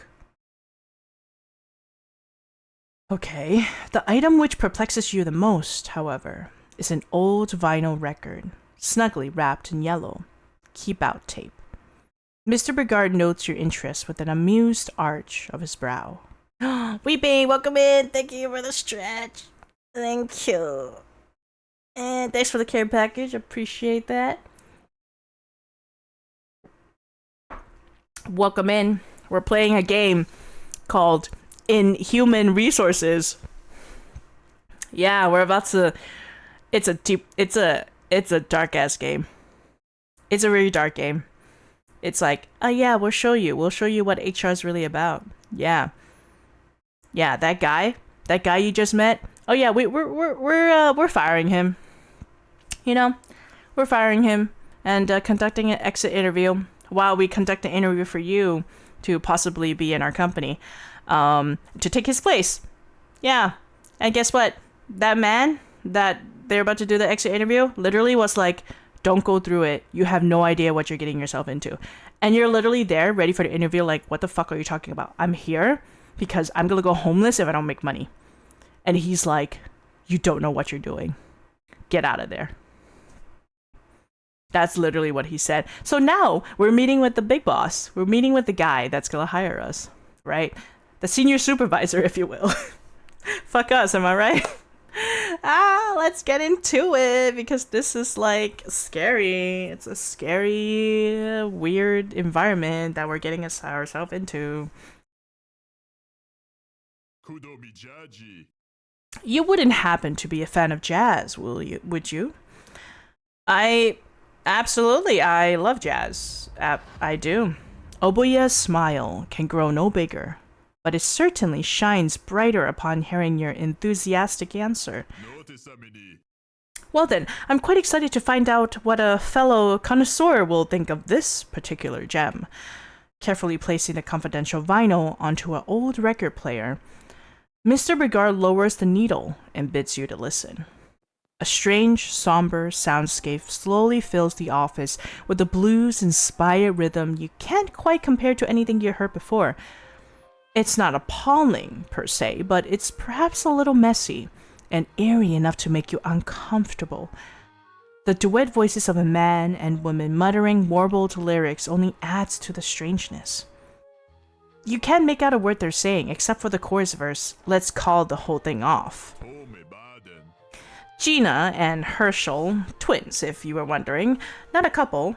Despite the turbulent rumors that once surrounded their odd relationship, I've never met them myself, but I do know they could have been bigger than the Beatles back in the band's heyday. The biggest case of my career was making sure they wouldn't be. And I always found it tragic that only one of their records were left intact in the world. Though I also feel quite lucky to be the man who owns it. Few will ever have the privilege of hearing such an avant-garde work. Well, the way you said that, the biggest case of my career was making sure they wouldn't be as big as the Beatles, is crazy. You utter a few admirable oohs and ahs, feigning interest to conceal your perplexity. What does a human resource company have to do with ruining musicians' careers? And how could Oboya be employed, let alone alive, during the birth years of rock and roll? He's not that old, is he? Before you can scrutinize the man's non-existent wrinkles, he promptly clears the stray documents from his desk, making space for a repulsively familiar sheet of paper. Your loathsome fucking resume, laid bare for the world to gawk at. God, you're sick of seeing that thing. Oboya interlaces his fingers. Pale eyes darken into a severe stare. You suddenly find yourself keenly aware of how dangerous the man could be, should he choose to embrace violence over verbal repartee. Time to begin our little interview. I'll be asking you a series of questions. Some will appear rather peculiar, others rather innocuous. They might be difficult to answer at times, as you've not been made fully aware of your position, nor of Smyrna Corp's company goals. However, I still request that you provide honest and instinctive responses, regardless of context. They'll give us a better idea of the role you'll be assigned during your time among us. Wait, you have to ace an interview before being told about the job you're applying for? What a mess! Either Smyrna Corp has an unintuitive hiring process, or their non-disclosure agreements are so incestuously interwoven that no one can get any work done without being strangled to death by red tape. Still, Oboya's words make one thing clear. The only way you'll get hired and earn a salary to pay the rent you owe is by acing this goddamn interview, no matter what it takes. Okay. I'll be earnest. Give a firm nod and reassure him you'll be earnest. Oboya chortles with satisfaction. The sound as deep and rumbling as the rock slide at the bottom of a well. Wonderful, let's get started. Question 1. A runaway locomotive is barreling down a set of railroad tracks at uncontrollable speeds. He's without chortless. Sorry, it's chortles. My bad. Okay. A runaway locomotive is barreling down a set of railroad tracks at uncontrollable speeds. In its path lay 5 people, tied down and unable to move. Sorry, let me drink some. Uh-oh. If nothing is done, the locomotive will surely crush them and end their lives in an instant. You stand in a train yard next to a large lever. You know that if you pull it, the locomotive will divert its course into a separate track. However, this will cause it to crush a different person who is also tied down to this alternate path.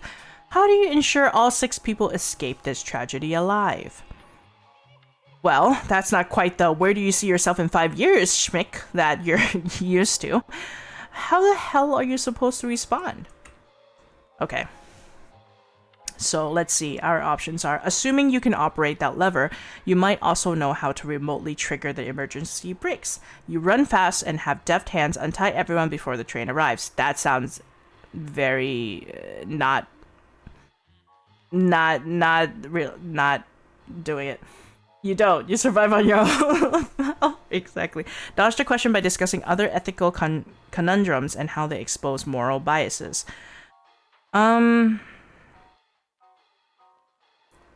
Dodge the question. Now that's an interesting thing to do.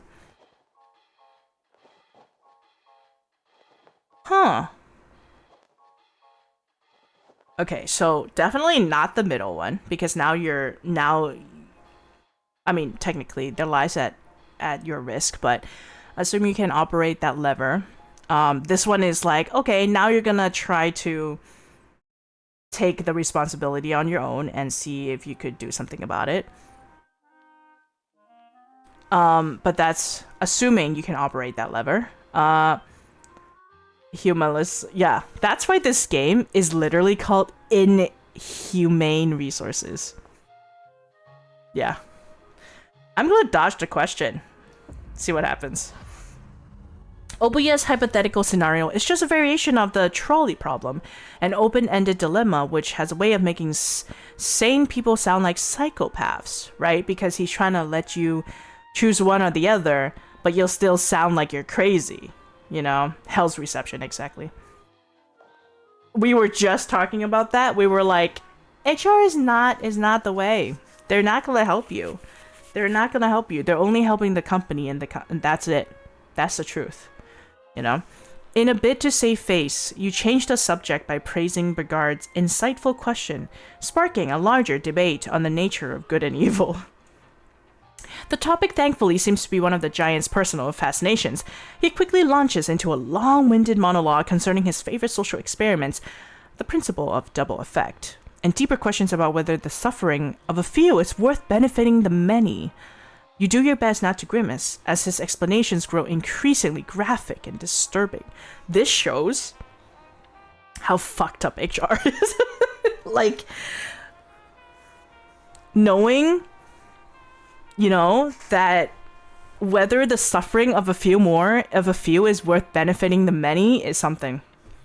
Human resources of manipulation. HR handlers of reality. Exactly. It's crazy. After several minutes spent rambling about the impossibilities of an objective morality, your supervisor seems to remember he was supposed to interview you. Puppet Master Incorporated. It's crazy. No, that is true though. Everything you're saying is true. I love it how we kind of dodged the question a little bit, and now he's the one getting into it. Like, yeah, talk some more. Like, totally. Like, I'll let you talk, yeah. Well, LB, I can't even tell when you put me under the spell there. You're quite the gifted controversialist. Working at Smyrna Corp will often involve engaging with people at a similar level, steering their minds in the correct direction while providing the illusion that the correct choice was always their own. It's a key part of our human resources process, and one of the reasons why our failure rates are so low.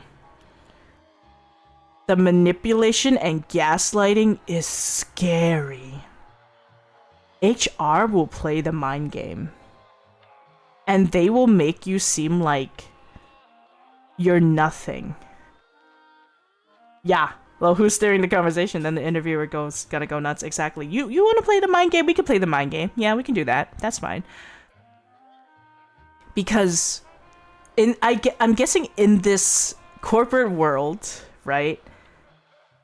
If you can get the higher ups end in terms of a conversation or the situation, you're probably gonna be the winner, right? To make the other feel like they're maybe below you or they respect you, right?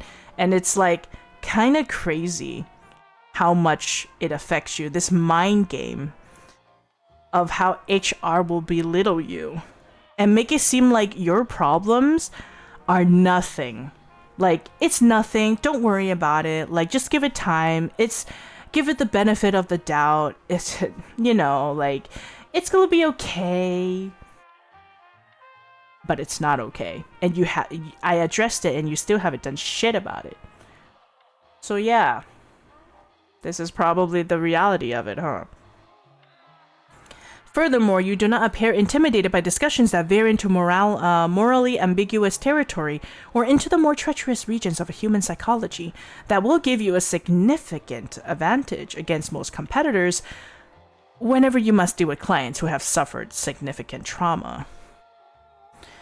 Jesus Christ. Boy, working in human resources sounds a lot more complicated than your aunt first made it seem. Are you sure? Are these people sure you're cut out for this? Before you can wonder any further, the behemoth clears his throat. Your profile has changed. Social aptitude. +2. It's a social game, isn't it? The more you're likable, the better. Right? The more you fucking kiss ass, you get what you want. But some people will hate you, though. Now, moving right along to question 2. Could you kindly rephrase your greatest flaw so that it sounds like your greatest strength? I hate this interview question. Be advised, I do not want to hear any of that cowardly, I'm too much of a perfectionist, or I'm a huge workaholic, claptrap most folk used to make themselves sound flawless. I want a proper, blameworthy weakness reconfigured into a proper, praiseworthy strength. Understood? The behemoth leans forward, and the room's darkness looms with him. Both close in around you, like the walls of a solitary confinement cell, or the rope of an eager hangman's noose. Better think of something good. Greatest flaw? I'm too sexy and awesome, and people love me for me, white boy swagger. Look at that confidence, hell yeah. Alright, we have 3 options. You browse social media during work hours, but it keeps you updated on current events and tech trends. I don't think that's a good thing. You spend too much time chatting with coworkers, but it helps you understand them and cooperate effectively. This is like 50-50, right? And then the last one. You often try solving problems with brawn, not brains, but you're in great shape, so it works out.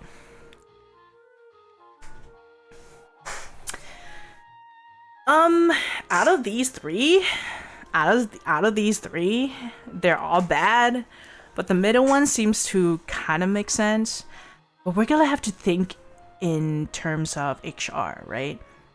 So chatting with coworkers is probably a good thing for HR, right? Because we're trying to understand them so they could cooperate and they respect you. But I wonder what it means by you often trying solving problems with brawn, not brains, but you're in great shape, so it works out. I wonder if he wants to hear that. Hearing that you will manhandle things and it works out because you're not using your brain. You're not like critically thinking like, will this do something or what this will cause. I'm stuck between the second one and the third one.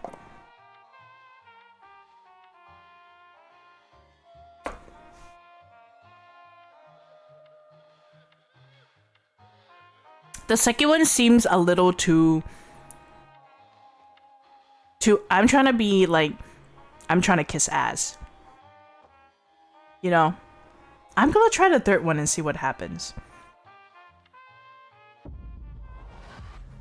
To emphasize your point, you flex a modest bicep.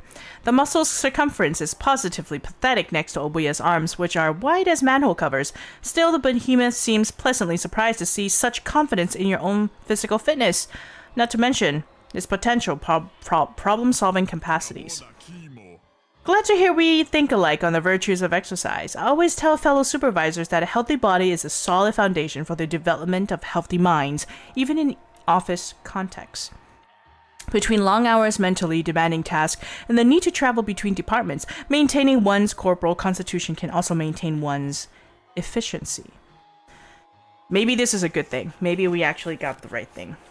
So he's happy with it. Happy with what we said, right? Because I feel like the other two is more like you're a suck up. You know? Like, you come to work, browse on social media. That is not a good thing, right? Because it just shows that you're not doing your work.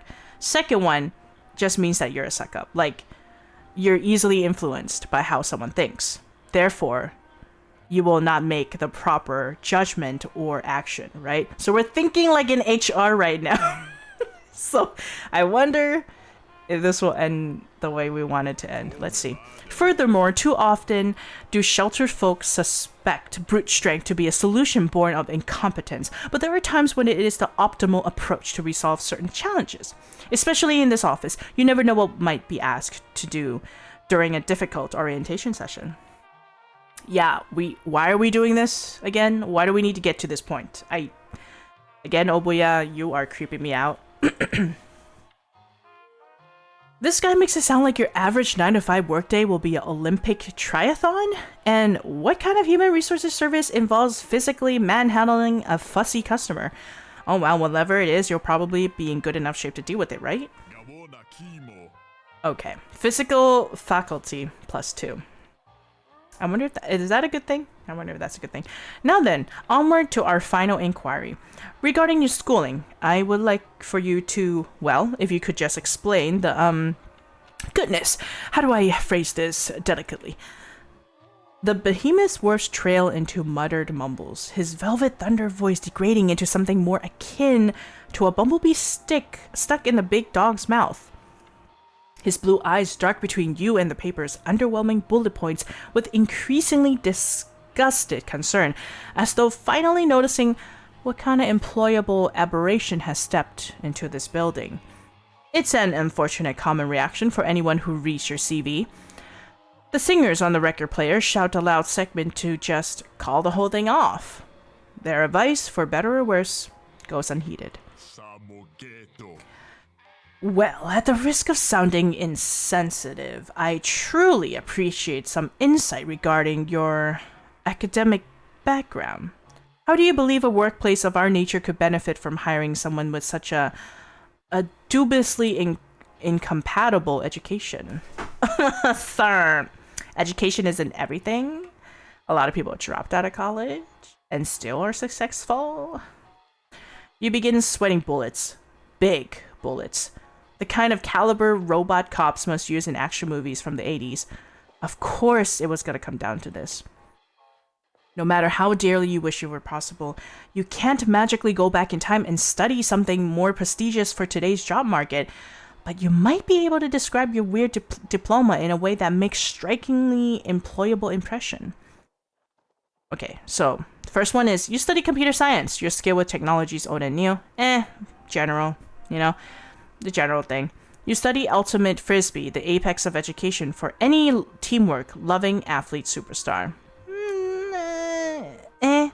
You study child psychology. You're good at reading people and creating emotional reports. Out of all of these three, we're not going for an IT position. We're also not trying to be an athlete. Psychology is probably the closest to what HR is about, so we're gonna go with this one. You're unsure what kind of services Smyrna Corp really offers, but there's no doubt social sciences could come in handy with human resources. By honing your communication skills and providing extra insight into people's personality quirks, your schooling should provide useful in dealing with clients and coworkers. You discuss some of the intricacies of your most memorable seminars, specifically those concerning mental development and lingering infant trauma know to emerge decades later. Examples of how early experiments inform otherwise incoherent attitudes among grown adults. Mr. Bigard's concern mellows into a curiosity with every passing explanation. Then, as your story concludes, he regards you with outright admiration. I cannot even begin to explain how often our Smyrna Corp representatives fail to consider the significance of formative experiences when it comes to mapping out an individual's physique. Childhood memories are oft overlooked, yet integral in determining the root cause of a client's wants, fears, or failings. And in our most extreme cases, identifying those root causes is utterly essential to succeed. This isn't impressive. I can also traumatize infants. I make kids cry. Oh my god. The fact that you have such a thoughtful and informed perspective before starting your first day, no less, is truly incredible. Correcting human behavior is a complicated, multi-layer process, but your pre-existing awareness of that fact would be a major asset. His flattery sends swarms of butterflies fluttering about your stomach. It's been a while since you last received such a compliment, let alone felt actual pride in yourself, as opposed to the usual undercurrent of exhausted shame. Ironically, a therapist will probably have questions for you about that. Our social aptitude, +2. You have acquired child psychology specialization. Anywho, I believe that concludes our questionnaire for today. As for your results, the man's enormous fingers crumple your CV into a ball and toss it aside. It bounces across the wire-laden floor, disappearing into an inky corner of the abyssal room. What the hell? That is so disrespectful, bro.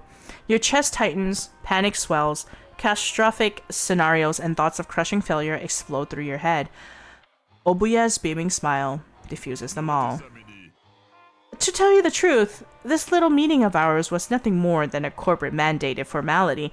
Between your aunt's glowing recommendation and the fact you showed up to our offices in such short notice, I knew from the very start that I'd be wanting you on board. After this discussion, I'm pleased to announce that my hunch has been confirmed, and I am most pleased to be extending you a permanent employment offer. Wow, he's clearly mocking you. Pinch yourself and awoken from this embarrassing dream. Hang on, you actually want to hire me?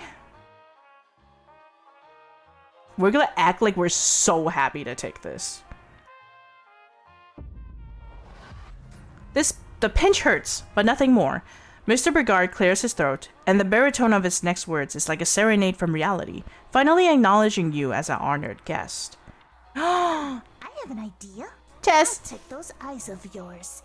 So now, you only have to look at me. Hey, Tess. You activated Vanilla's, Yandere voice line. Hey, there's Chunky. Welcome in. Nice to see you, Tess. Thank you so much for stopping by. Hello, hello. Tess is is also a streamer, and if you haven't heard of Tess, you should totally check his stuff out.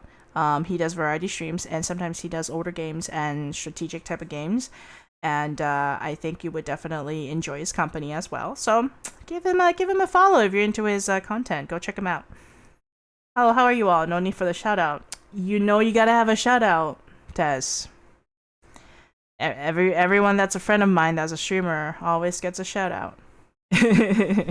We're doing good. We're playing a game called Inhuman Resources, and we were just talking about how bad human resources are, and this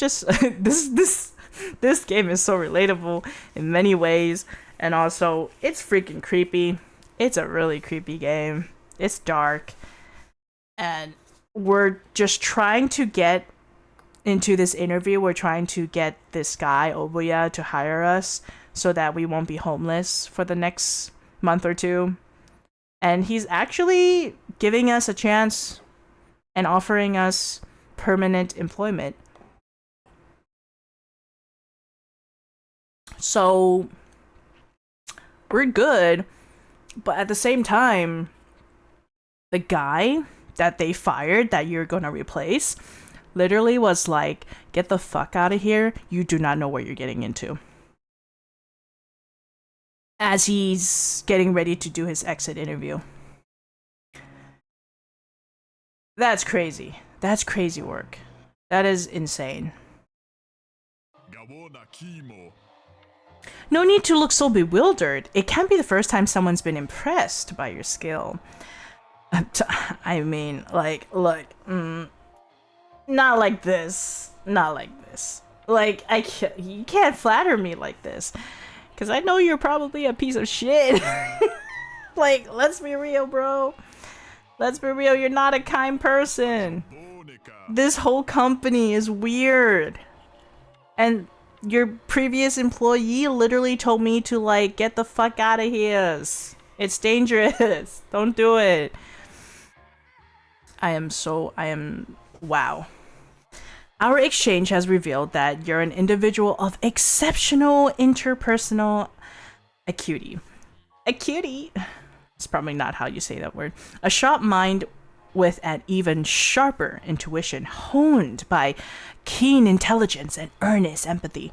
I wouldn't be surprised to learn you're skilled at talking yourself out of trouble, which of course they want, right? Or persuading folks to see things your way, regardless of where the truth may lie.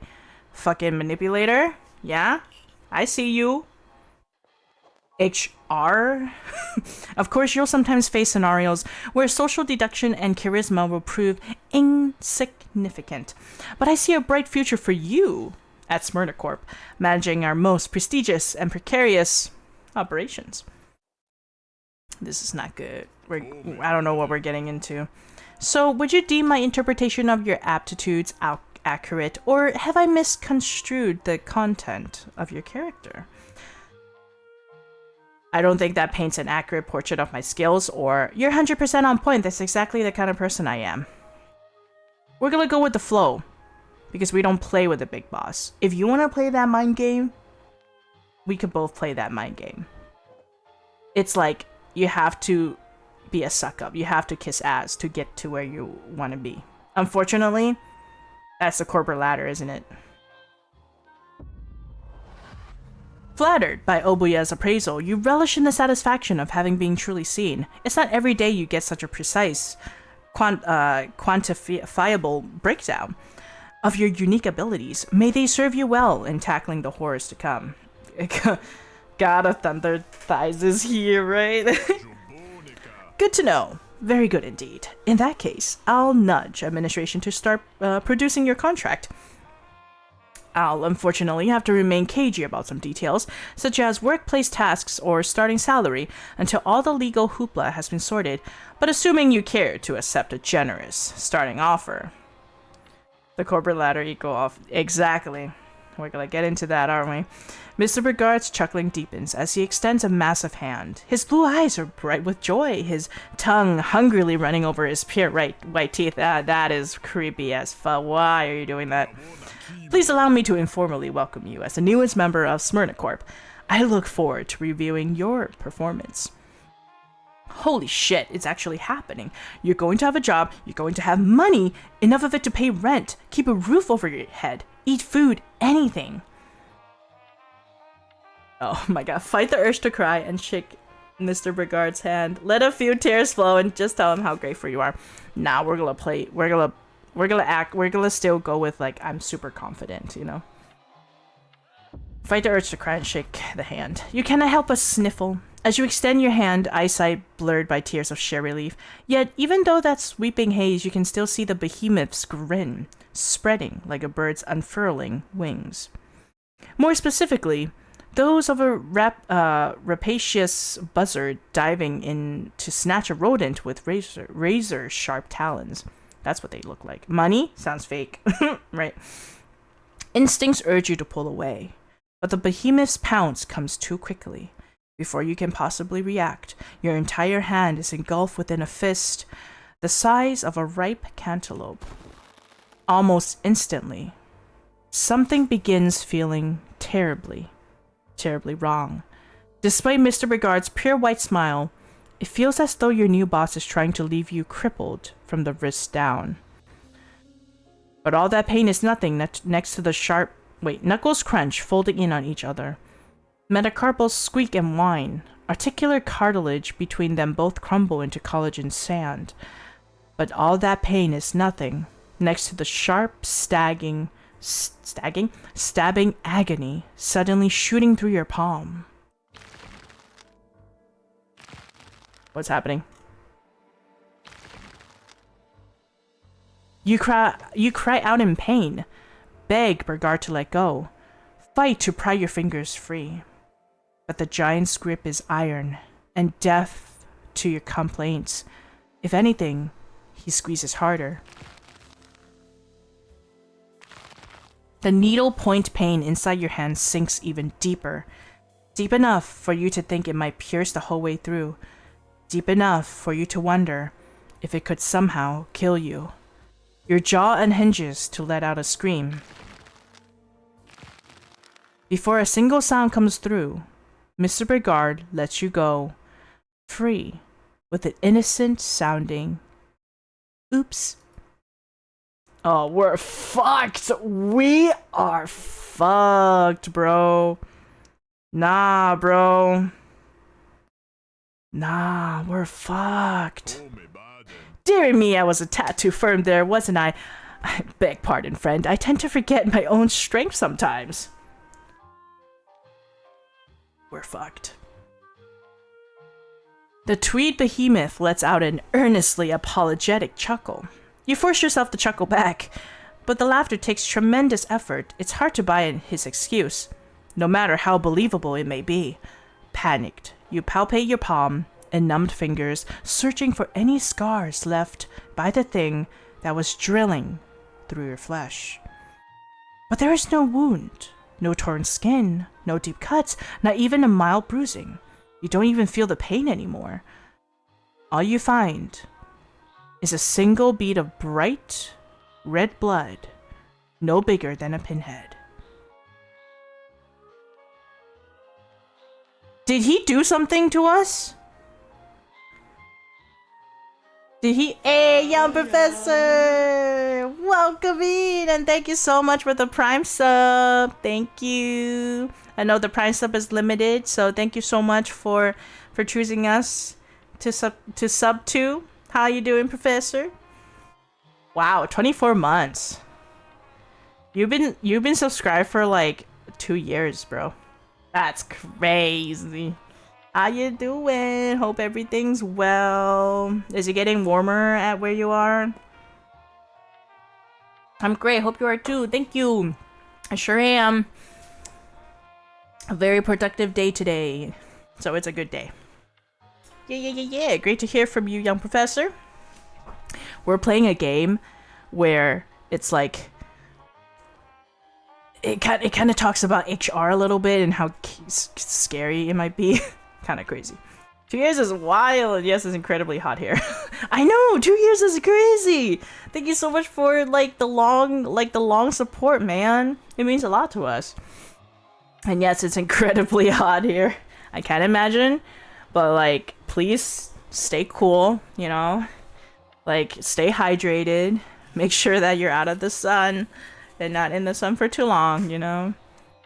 Hope you'll be able to cool down a bit. I know it's getting a little bit warm on our side too, and my allergies are killing me. Oh, Lord.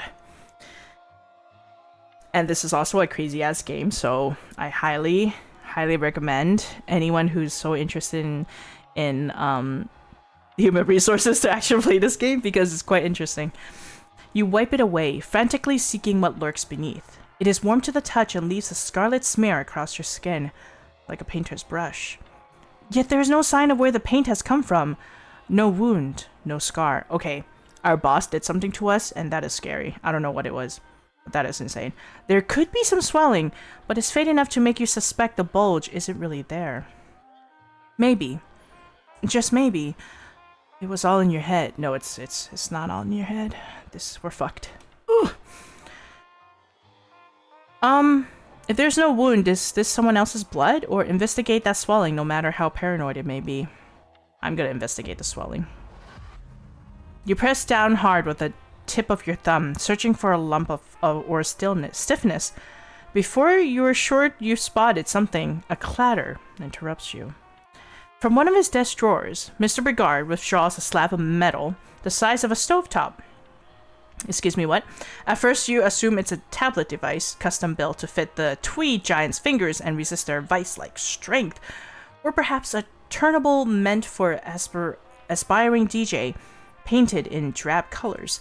A closer look reveals something older and chunkier, made of gray aluminum and solid beige plastics. Blinking buttons, flickable switches, knobs, and sliders of all kinds decorate its crowded surface with a cluttered interface too complex to grasp at a glance. Despite your fondness for outdated tech, you cannot tell what kind of machine this is, nor what purpose it's meant to serve. Your best guess is an old movie prop, stolen from the studio set of a sci-fi film from the 1950s, and not necessarily a good sci-fi film. Mr. Brigard bends over to grab heaping handfuls of wires off the messy floor, seemingly at random. He sorts through dozens of them at a time, plugging only a paltry few into his device's outlets. Now that the pleasantries are finally done with, I suggest we proceed with the evaluation portion of our exchange. Aha! You were wondering when we get to that part. The behemoth appears taken aback by your expectant nod, but is even more surprised by the nervousness your lousy poker face can conceal. Though you were told to expect a test, you were also warned to be wary, and you're not particularly excited to find out what the machine has to do with it. Come now, no need to get so agitated. I've already agreed to hire you. It's not like I'll be terminating your employment before your first probationary milestone. The format of this evaluation will be similar to our open-ended interview questionnaire, but this time, I'll be presenting intentionally confusing scenarios that most Smyrna Corp employees might encounter during their day-to-day tasks. Your goal is to present solutions to each particular problem as you deem appropriate, regardless of how unconventional the suggestion may seem. Yet again, there are no wrong answers, but I will tally your responses to determine how much supervision you'll require during onboarding. In other words, I once more encourage honesty over making a good impression, for both our sakes. The behemoth flicks a large switch upon his instrument's dashboard. A low, droning, palpable hum fills the shadowy room. The light bulb hanging above you flickers, then goes dark, bathing the already dim room in nigh absolute blackness. Only the device's glowing buttons reflected in the two-way mirror providing you with any light. Shall we get started? Let's call the whole thing off. The record player begs you, over and over again. It seems to be stuck in place and skipping a few beats. Unfortunately, your body is also stuck in place, petrified in your plush chair, and your heart is skipping a few beats more. You give your sore hand a tight squeeze and hope the throbbing will stop soon. Let's see, ask him for more information. I'm gonna ask him. Mr. Brigard denies the request with a firm shake of the head. Ignorance is key, he explains. The more prepared you are, the more inaccurate the results, and I am a man who greatly values precision. Oof. That's not good. That's not good. That was my unconfident answer, huh? Your new boss, Bratwurst's thick fingers push one of the machine sliders to its absolute limit. The room's bassy hum increases in pitch and frequency. I'll start you off with the easy one. Let's say, hypothetically, that you're supervising a group of employees from a different company. They hired you to isolate the source of their decreased productivity, then remedy the issue. And it does not take long for you to identify the problem. One of their staff members is extremely troublesome. The giant pauses, uttering a tisk of irritation. It seems he wasn't supposed to specify this mystery employee's gender. When he speaks again, he enunciates slowly, with more careful consideration. This hypothetical individual has an undeniably inadequate productivity level. They never meet bare minimum expectations. They lack punctuality, disrespect their colleagues, browse unsavory websites with company property, instead of dedicating their limited work hours to completing overdue urgent paperwork. Their misconduct is continuous and condemnable. Wow. The employee has been given multiple warnings and provided with opportunities to improve their performance. Both have either failed or been ignored. The client is contemplating firing the problematic worker, but are concerned that becoming understaffed during an especially critical moment of the fiscal quarter could jeopardize their important deadlines. What do you think should be done to reestablish the client's baseline productivity? It took you so long to find a job. Firing someone would make you sick. Give them one more chance. This person should be laid off regardless or deadlines they harm more than help. If this person is that problematic and kind of like makes their whole company just not be able to have any sort of progress whatsoever, maybe getting rid of them is the right choice. If that will help the rest of the employees to actually become more productive, but we'll see. Talk with this person to understand the root of their poor behavior. Missing stat, technological literacy. Okay, so we got 3 options right now.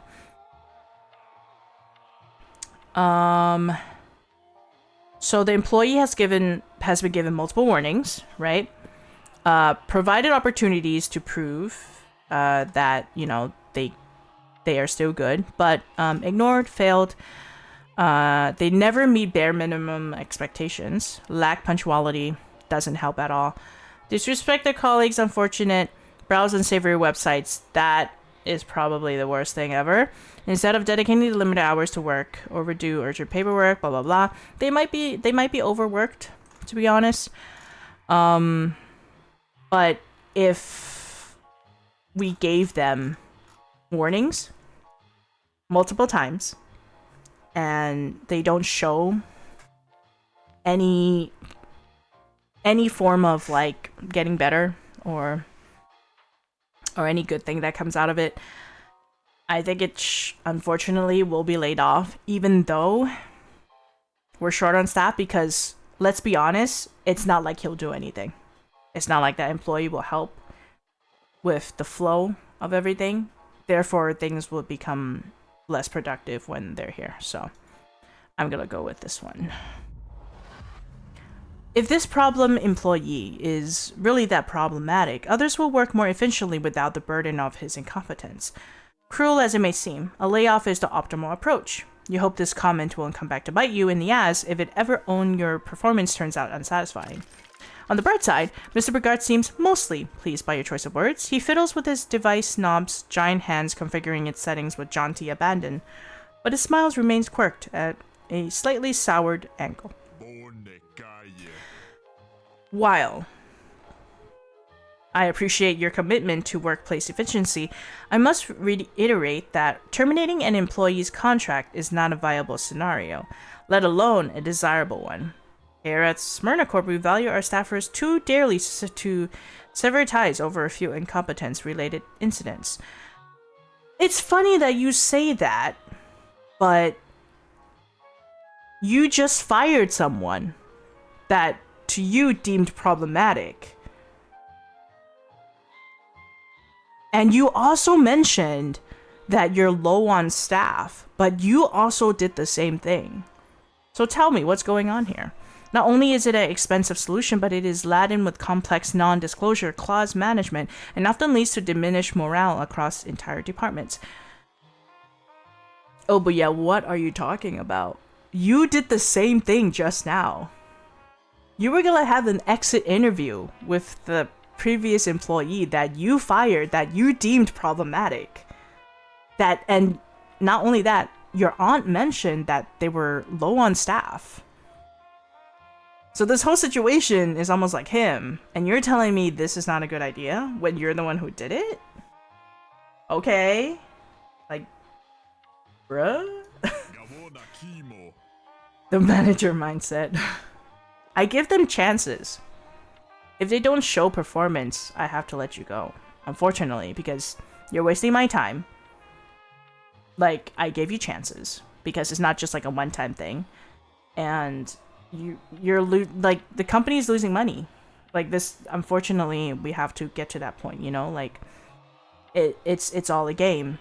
Like, you have to make sure that your company runs smoothly so that there won't be any interruptions or problematic things. Unfortunately, that is the, like, that is the truth to a lot of things. When you underperform, you get like less and less what's the word, important to them. And there could be a lot of reasons why they underperform, and sometimes they have to make that decision. Sometimes some companies will actually sit you down and actually talk you out of it, and yeah, but we'll see. Rather, the optimal solution in this context is orienteering, since correcting employee behavior is the better long-term investment for everyone involved. Plus, with our patent psychological rendition procedures, not even our naughtiest members can be made to improve, whether they want it or not. Interesting. So, according to him, sitting them down and talking to him and better understanding is a good thing. But when he asked us during the interview, informal interview, I'll say, it gives me the complete opposite. So I don't understand. What do you want, bro? Okay, what the hell was that supposed to mean? Obuya completes his complex mechanical operation with a flourish of flashing lights and a sequence of high-pitched beeping. The machine noises are loud, but not startling. Not compared to the other sound. That's not good. It's faint, at first, muffled, maybe distant, subtle enough to make you wonder if it's part of the record player's tune.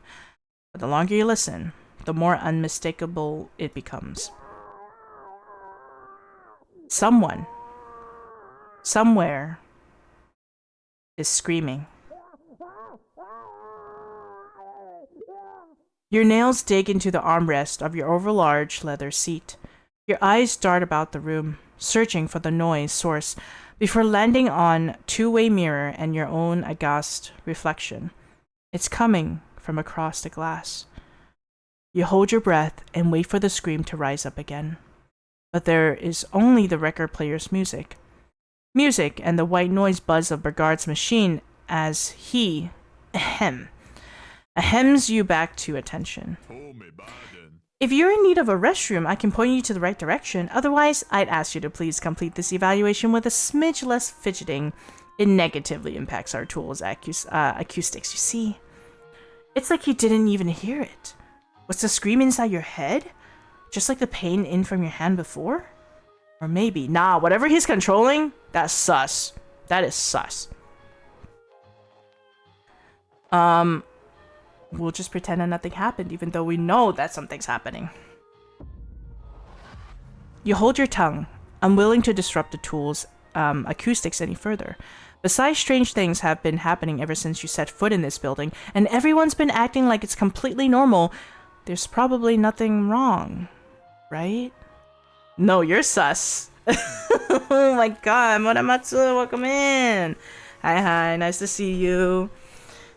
Unbelievably sweet. Hi.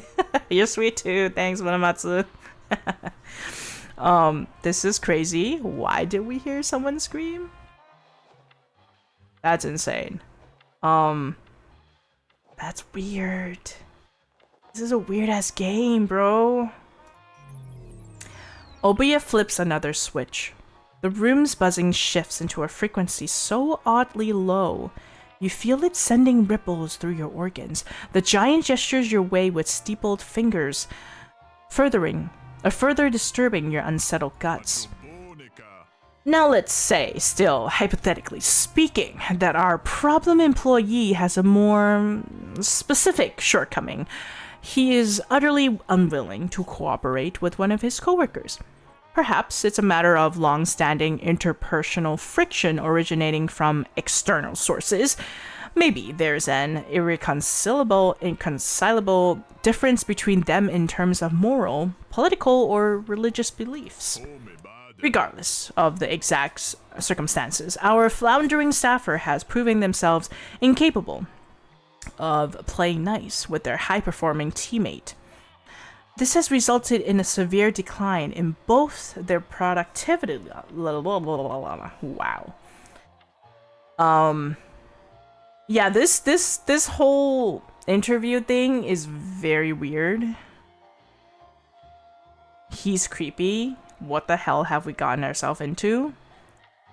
Knowing we cannot relocate the problem employee to a new department nor displace their high-performing partner, how do we ensure the former collaborates with the latter despite the deeply rooted discord between them? Social aptitude. High performance doesn't prove innocence. Maybe the bad employee is being sabotaged. Maybe. Who knows? Success should be rewarded and failure punished. Fire the problem employee. So it looks like the previous times where we were getting interviewed, depending on what we chosen, we have different like social aptitude and ultimate frisbee specialization. This is like definitely one of the answers that we could have chosen that could have given us this possible choice, right? So this one says principles are learned, not biologically dictated. Teach them new values better suited to a workplace. Again, talking to them and tell them, hey, this is what's going on. We need you to chill the fuck out in a good way, in a nice way, right? Like, chill, this is a professional workplace. So I'm gonna go with this. See what happens. Your mind drifts to extreme rehabilitation scenarios. Neo-Nazis mellowed out through exposure to inclusive media. Violent teens overcoming aggression through extensive therapy. Damn. They're not quick or cheap solutions, but they do prove people can overwrite old behavior with new compassionate values. This is crazy. This is crazy. Your new boss' bright white smile twinkles with tremendous satisfaction. He tweaks his device's knobs with giddy abandon. You're absolutely right. Too often do we believe people act in certain ways by default, as though personality or upbringing were immutable entities. So I have a theory. Remember Emmy, the guy that was gonna have an exit interview? He was like, the questionnaire he's gonna give you, you better fail it because my life depends on it. The screaming we just heard, was it him? Was it him? It might have been him. And is Obuya doing something to him with that device? Probably. The scream sounded like they were in pain. So, like the poor guy, I feel like he's getting tortured somehow. That's scary to think about. But psychologically speaking, not only can anyone become anything, they can be made to become anything through tactical exposure to new perspectives. Individuals are the sum of the environments and ideas they have been exposed to. Thus, adding or subtracting experience from that human equation alters the result. I know we won't be able to finish this game today, but I want to at least go through with like the interview to see what happened. Unfortunately, there are times where the only solution is to erase every belief a person holds dear and start over from nothing. But that's part of the job description. We wouldn't be offering such competitive salaries if designing boutique psychological profiles were easy. You are scaring me, bro. How do we save? Ooh, there's a map. There.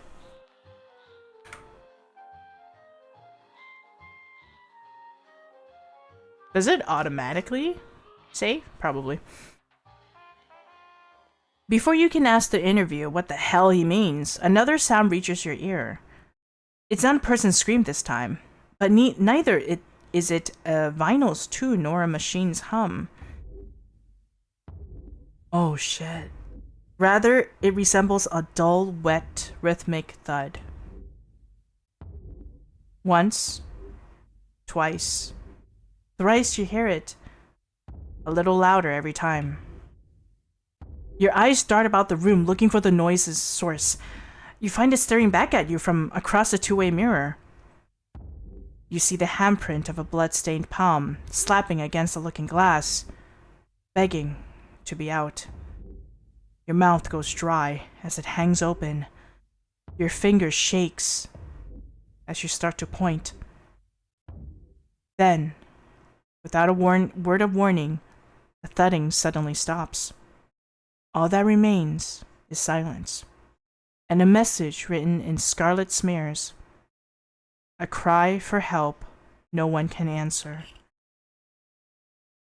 Oboya looks over his shoulder, seeing the red stain. You wait for him to react, to gasp, or even scream. All he does is harumph at it, annoyed. I really need to put more pressure on that janitor. The soundproofing in here has been unacceptable as of late. With more grouchy grumbling, he tweaks a couple of his device knobs as if nothing happened. Then, noticing your aghast expression, he furrows his brow, not with concern, but confusion. Is something the matter? I'm not gonna ask him what kind of... I am a little bit afraid of what he's gonna do. I'm gonna be like, must have been the wind. You wipe the sweat from your brow and try to control your breathing. You tell Mr. Bregard it must be the air down here making you lightheaded. It feels like you keep seeing things. But none of this can be real. It can't be. Wonderful! I'm thrilled you're willing to be so cooperative despite these distractions. Now, regarding the conclusion of our conjectural conundrum, let's say, and I cannot stress this enough, that our aforementioned staffer is hypothetically assigned to contain a major data breach, one with the consequences that could spell disaster for their company and coworkers alike. The sensitive nature of this task requires them to exterminate or indefinitely debilitate any individuals who have witnessed this leaked information so that they become incapable of further dissemination. Huh? What? What? No! That sounds so wrong. That sounds like you're gonna kill them. In this case, the information has been assessed by two people, the employee's spouse and their prepubescent offspring. Excuse me, what? Needless to say, our employee is reluctant to perform their duty and exterminate these individuals. However, if either family member remains alive, the company stands to lose everything. Furthermore, should they refuse to tie up these proverbial loose ends, you will be required to do so in their place, as outlined in your Smyrna Corp contract. In short, how do you ensure these targets perish as intended, and that this data breach remains contained, regardless of this problematic employee's hesitation? That's crazy. That is crazy. We're fucked, yo.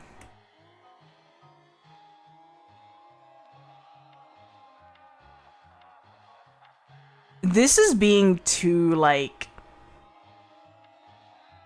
That's not gonna work. Like, this is being too naive. No one should kill their family to bury company secrets. There has to be another way. That's, unfortunately, to him, is a very naive move. Beg the employee to go through with it. Killing those two people could save hundreds. You're telling me that he's gonna unalive his wife and kid? That's in his wife's belly. No. If it really mattered, if it really is a matter of life and death, you killed those people yourself.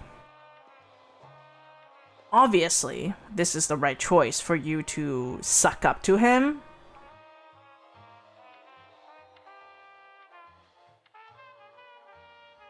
What we're gonna do is we're trying to get this job regardless. And by doing this, we know that that employee is not gonna end well. But we're gonna do it for the plot. So, as you can already tell, this game is already looking very dark. So if you're feeling very uncomfortable watching this game, watching me play this game, you don't have to, like, don't feel like you should stay, like, to force yourself to watch it. I'm gonna say it's probably very, very triggering to some people. So that's a trigger warning for you guys to not go any further than this, because I'm going towards the route of the plot, and we're gonna see how far I can push the buttons and see what we could learn from this company and what it really does, because I feel like it's getting really, really, really dark. So just letting you know, if you need a mute me or something, go ahead. The human body is a fragile thing. All it takes to break one is a perfectly mundane accident. Choking on food, tripping on an awkward angle, a well-placed blade or needle in an undesirable area. You, meanwhile, are stronger than average, strong enough to make such accidents happen with relative ease. Your stomach audibly churns as you visualize ending a child's life in an increasingly vivid detail. Mr. Burgard, meanwhile, guffaws with approval, his machine purring like a pleased tiger as he flicks its myriad switches. As much as I approve your commitment to getting the job done, I can assure you it's unlikely for such measures to become necessary, unless you absolutely want to get hands-on, that is. Sure, Obuya, sure. We prefer to rely on our in-house exterminators whenever possible, less margin for error and all that. Plus, if we're going to build those exterminators for dirty work, we may as well give them some, especially when they're much more efficient at it than you'll ever be, no matter how impressive your physical health is. Before you can ask the giant if he plans to send those exterminators after you, his strange device suddenly starts moaning, its monitor finally displaying your evaluation's tallied results. Well, this is genuinely impressive. I had high hopes for you, but this exceeds even those anticipated by considerable leaps and bounds. Most of our employees need months, if not years, of training to properly optimize our procedures while foregoing all ethical concerns. For you to demonstrate such dedication to efficiency without need for orienteering, that tells me you're destined to accomplish these great, terrible things at this company. Why? I barely had to make adjustments to your doppelganger engineering suggestions. Doppelganger? Unfazed by your panic or bafflement, Mr. Burgard reaches for a nearby candlestick phone. The mouthpiece, realistically macabre roosting bat design, makes it seem like he's clutching a live peepistrilly? How do you say that word? And shoving it against the cavern that is his giant mouth. We're done here. You can show them now. On the other end of the line, a reply is chirped. Obuya hands you the phone and motions you to listen in. His pure white smile looks wide enough to tear his cheeks at the seams. Okay.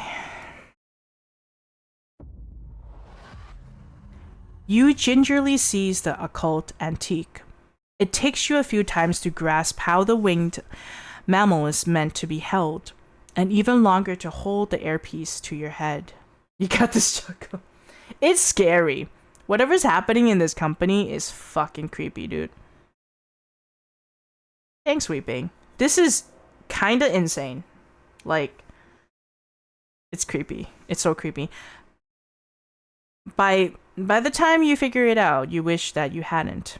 The two-way glass at the back suddenly turns transparent, revealing yet another room filled aesthetically contradictions and logical anomalies. Your first urge is to scream, but your voice makes no sound. Perhaps your cries are deafened by whatever the fuck is going on. You stand before what seems to be a hospital operating room. Its walls are adorned with a mix of dark wood panels and mounted stack heads, bathed in the sterile glow of circular fluorescent lamps. At the far back, you see the silhouettes of two surgeons toiling away behind a curtain, carving apart the skulls of their fully conscious, unsedated patients. Ooh, this is crazy, yo. This is a scary. This is a horror game. Ah! You want to look away, but you can't even blink. There's just too much to take in. There's the patients themselves. They almost look like twins. Both have been tied down with belts to their respective surgical tables. Both are men with tan skin, furrowed brows, and bloodshot stares. Both have the tops of their head partially concealed by curtains, where the surgeon's silhouettes prod their scalps with forceps. Only one of them is screaming, as though death would be a mercy. There's the surgeon's tools. Blood-stained apron hangs from wooden coke racks, while stainless steel surgical trays contain an assortment of gruesome devices. Bone saws, hand-cranked drills, and strangely hairy bone-white bows glistened with dark red. Your stomach gurgles upon realizing they are the slice-off tops of human skulls. Oh, God. There's the televisions hanging from the ceiling. Boxy Technicolor's units have been suspended above each patient's head.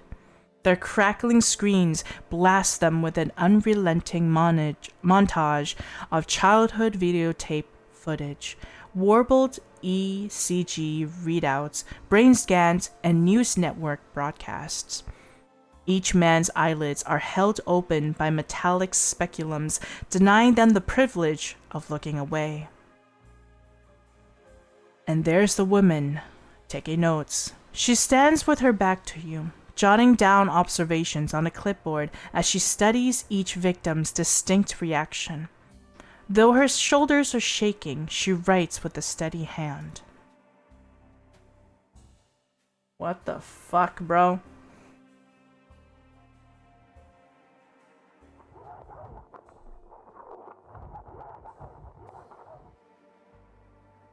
Oh my god. The muffled sounds of saws slicing through bone threaten to make you throw up. But instead, you feel your heart sink deep into that pit of nausea and realize something truly chilling. You recognize two of the people in that room. Oh.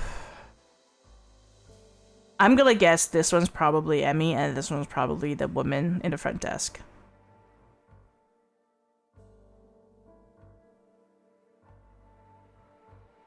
I'm gonna look at the patient. Though his face is warped by fear and pain, there's no mistaking. Emiliano Aguilar, the problem employee you were sent to replace, and from across the two-way mirror, he recognizes you as well. His shrieks turn into sob-choked pleas, his voice a feral shadow of the coarse drawl it once was. You, please, tell them I'll change, tell them I'll do better, just don't let them replace me. Melu, I'm begging you. You can't do this to me. I have a fam. His words are cut off. by gurgling spasms, eyes rolling back into their sockets as the surgeon's silhouette behind him cuts something inside his head. Blood and brain matter splatters the curtains, hiding the worst of the scene, but sounds of squelching meat and bone still carry over the receiver. Yet, it's the other, calmer patient's voice that truly makes you nauseous. This is why, when we walked in, we smell that, like, heavy smell of ammonia.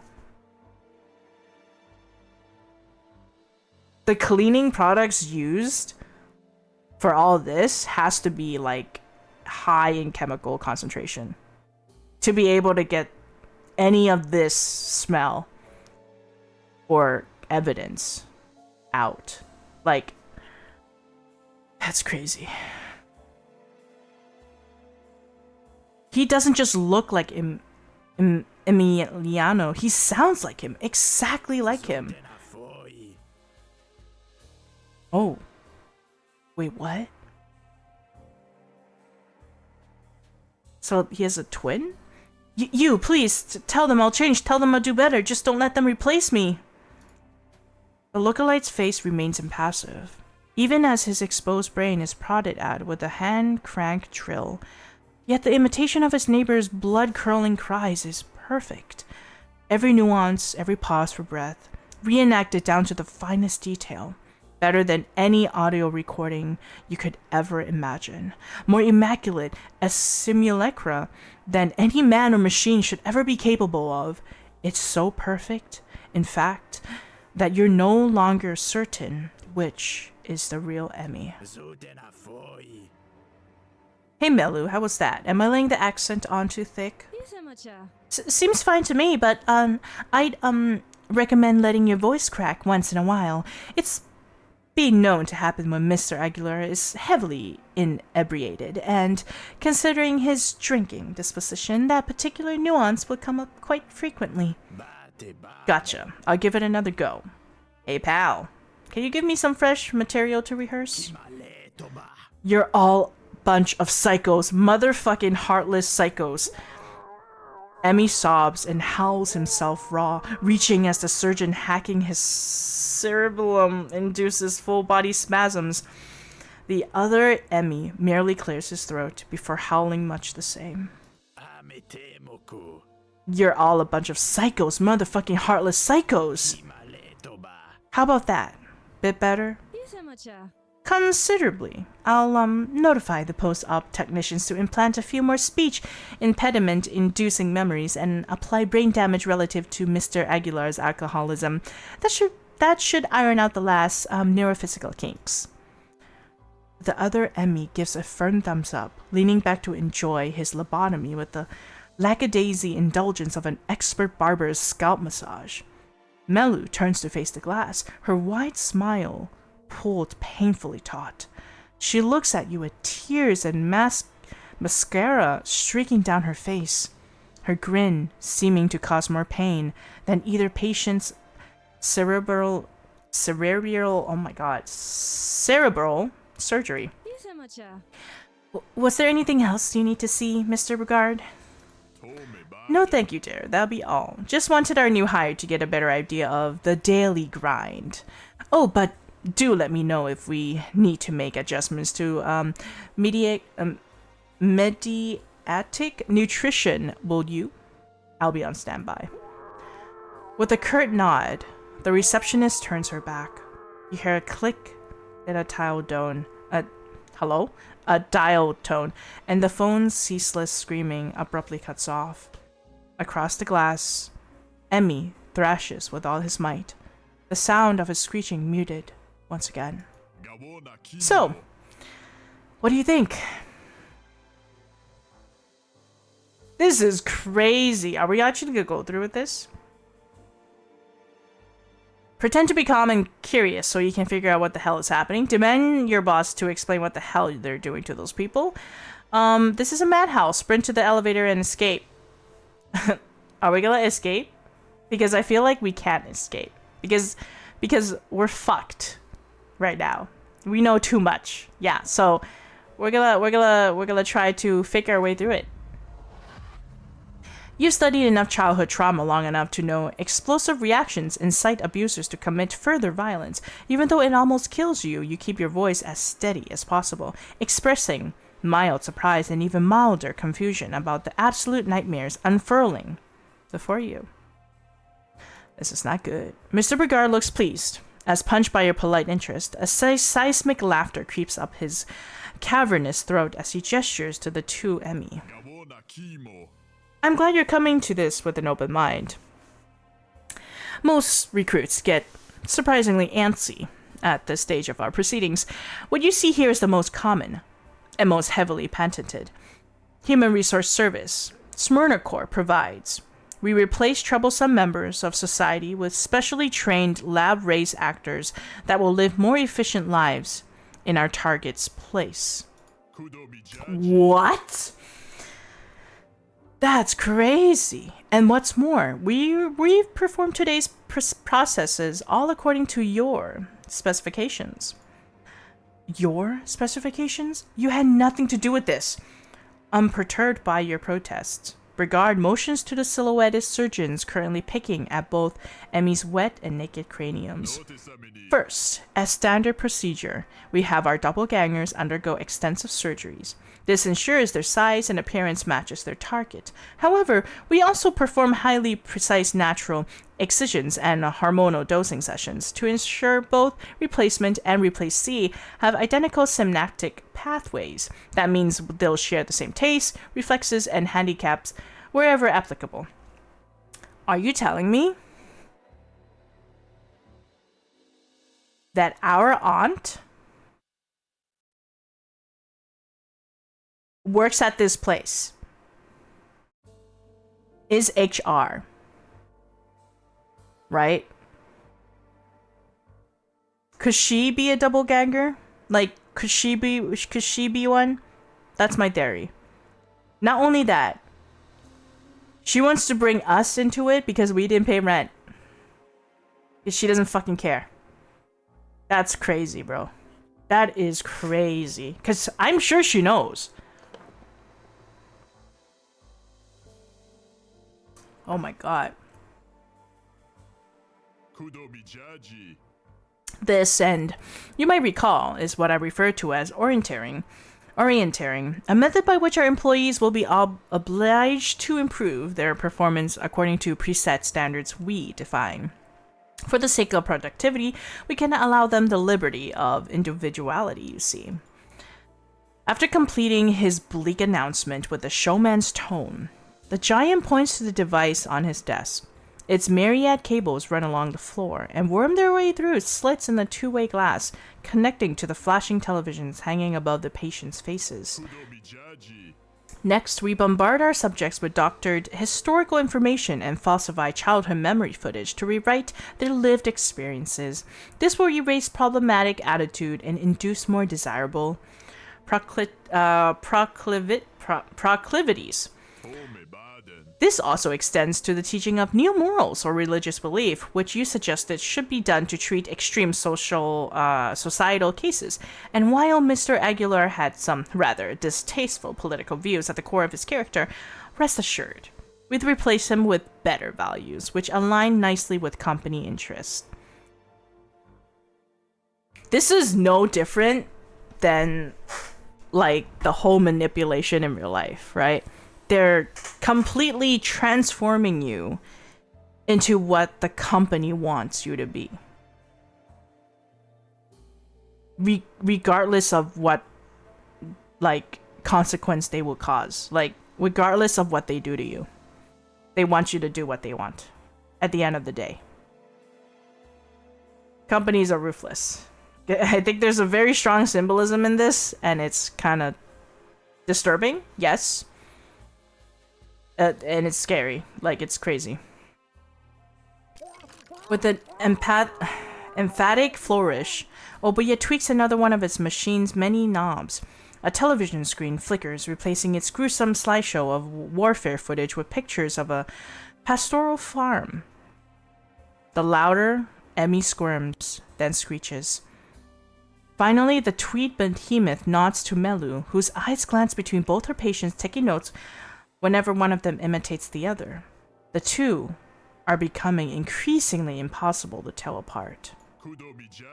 Last but not least, Miss Saint arguably has the most important task of all, quality assurance. You see, our procedure is human, not mechanical.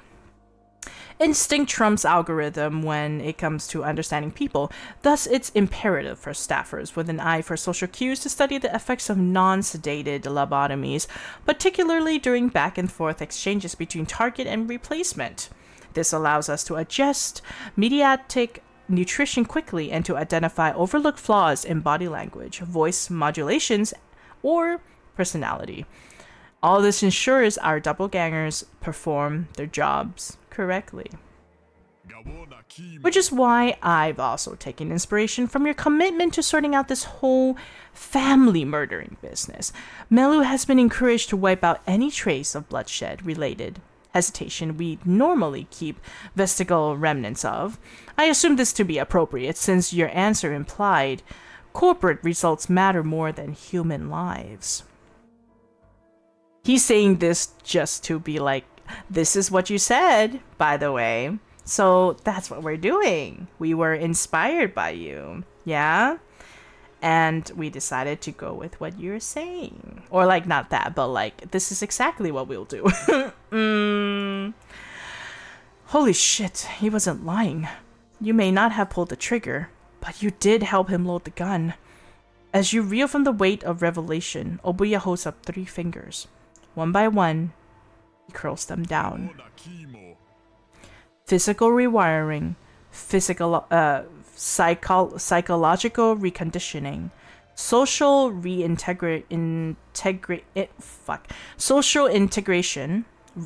reintegration, sorry. These are the pillars upon which Smyrna Corp's substitution services are built. This is how we guarantee that the tens of thousands of doppelgangers currently deployed to the public perform exactly as they must.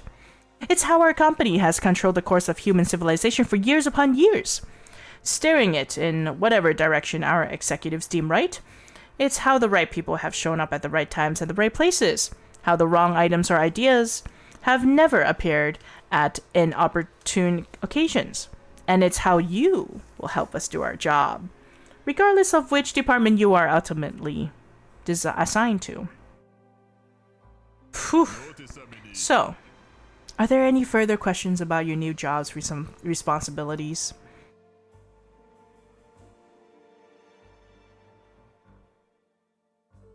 I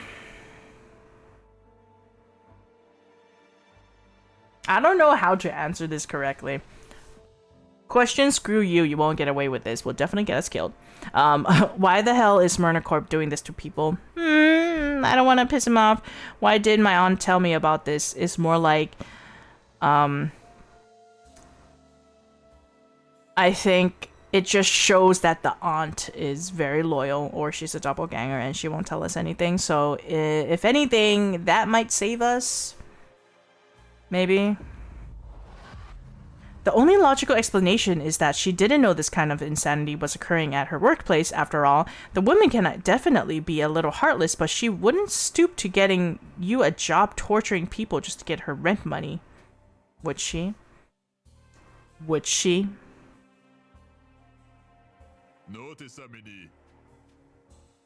As I thought. Oh, I'm afraid your aunt was very aware of the procedures we conduct here.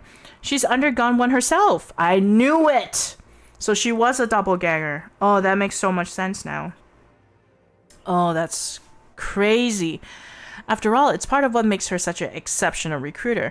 But please don't resent her for keeping so much sensitive information confidential. To borrow an expression, we have many fingers shoved quite deep into a surprising amount of pies. The tweed behemoth spreads his arms, taking up a dramatic stance. His muscular limbs cast a vast, awe-consuming shadow, much like the one his company must cast over the world. Societies, you see, are merely sets of rules. I need a drink. Some water. This is crazy. This game is insane. I like these type of games because it's so, like, psychological horror. It's fucked up, but it's like, damn. Societies you see are merely sets of rules meant to control select populaces, enforced by means of moral codes and legislative threats. Histories are not, by narratives parading as objective fact. Deterministically controlling the future by redefining the past. Economies are broad equations engineered to establish hierarchies and restrict freedoms indirectly. Our mission is to alter the evolution of all these entities everywhere in the world for the betterment of our species. This can mean overturning governments with silent revolutions, establishing or destroying businesses to reroute the flow of wealth, even altering history in ways that force us to reinterpret the present. Damn. Oh my god. All the world's a stage. Men and women, merely players. But Smyrna Corp is the playwright casting every actor's role. Thank you. Thank you for the care package, Weeping. Appreciate it. And a stretch. That's crazy. Today, your role has been decided too. And if you care to keep a roof over your head, you should refrain from delivering a disappointing performance. The giant's index finger prods your chest as he speaks. Each tap is like a bullet thudding against a Kevlar vest. Across the mirror, Emmy screams as though he felt those gunshots too. His cries an ode to the dark future which awaits you. A future of perpetual, inescapable servitude.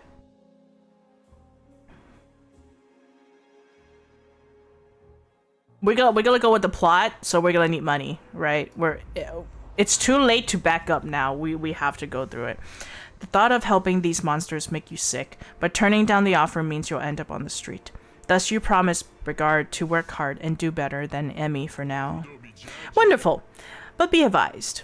You'll need to perform very well for a very long time if you intend your time to be with us to be temporary. After all, we already signed our first contract, and its strictest clauses do not expire anytime soon.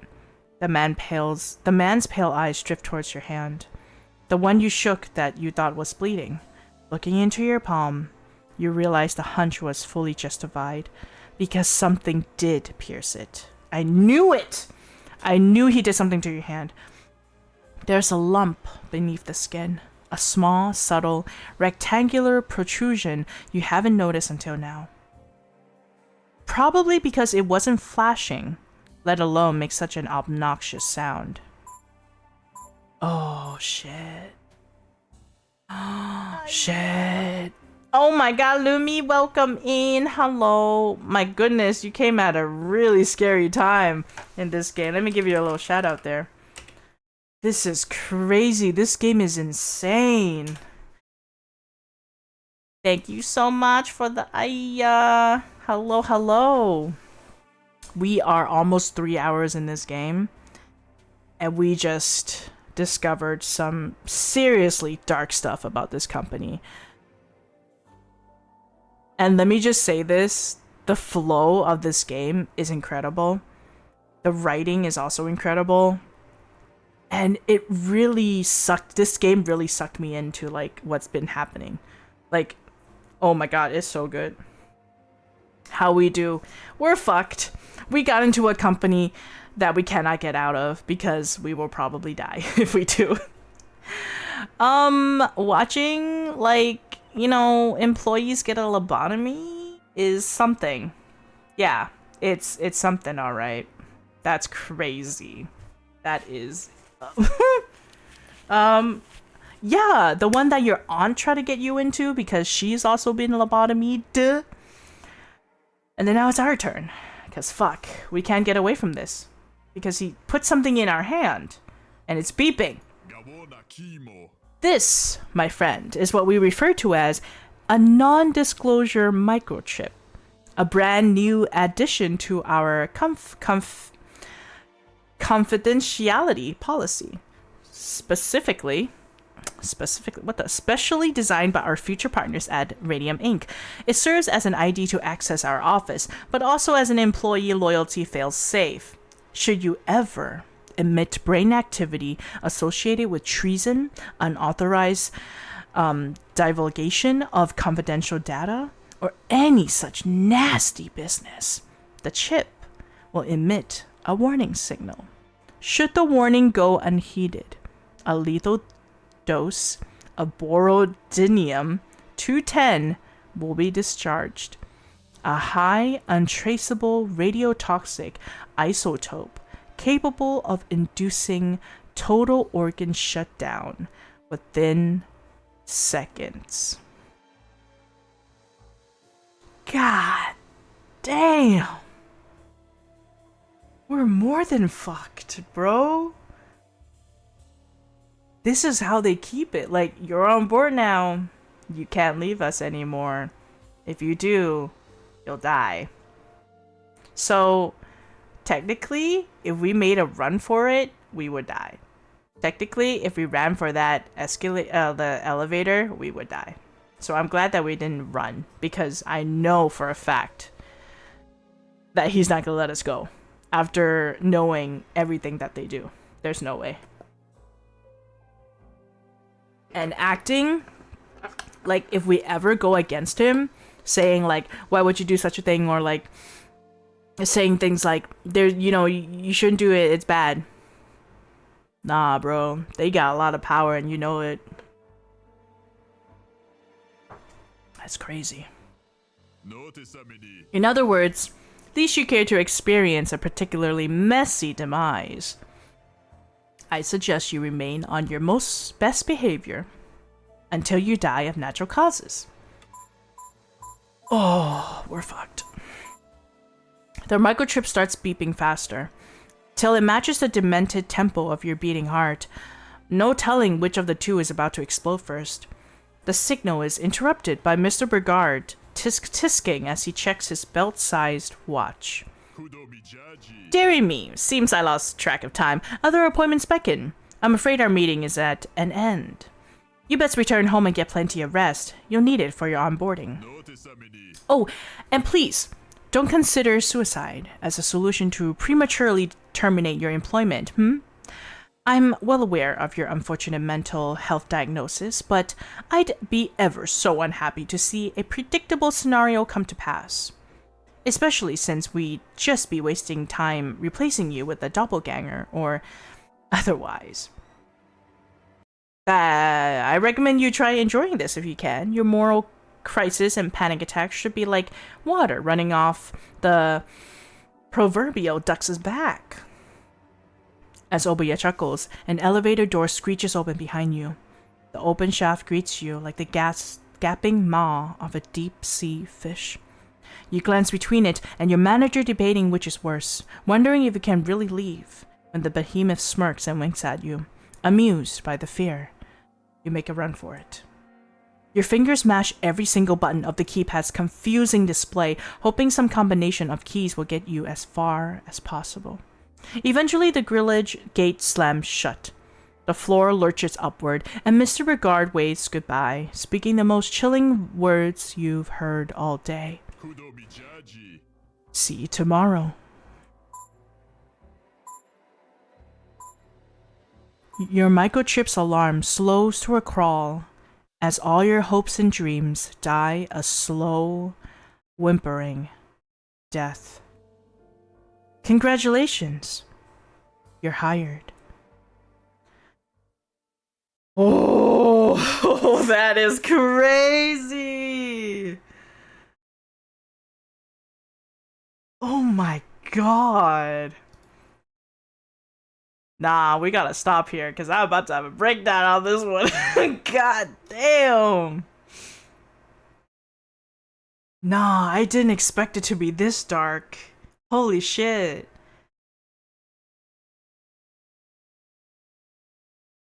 I gotta go. I gotta go to the chat screen real quick. We're gonna go over here. Okay. Gotta go back here. Okay. That was insane. I didn't expect the game to go this way. I literally was like, oh my god, it's like an HR game. Not HR game, but it's like, oh, it's gonna expose what the HR does and shit like that. There's that, but then there's more, and it's a horror game. Actually, let me look back at what the Steam thing says. Inhuman Resources, a literary machination is the name of the game. It says, okay, let me see. So the tags for this product is they have choices matter, RPG, interactive fiction, and horror. And literally it says, I'm gonna read out the stuff about it. It's psychological horror, dark humor, narrative driven adventures. Take part in an expansive choose your own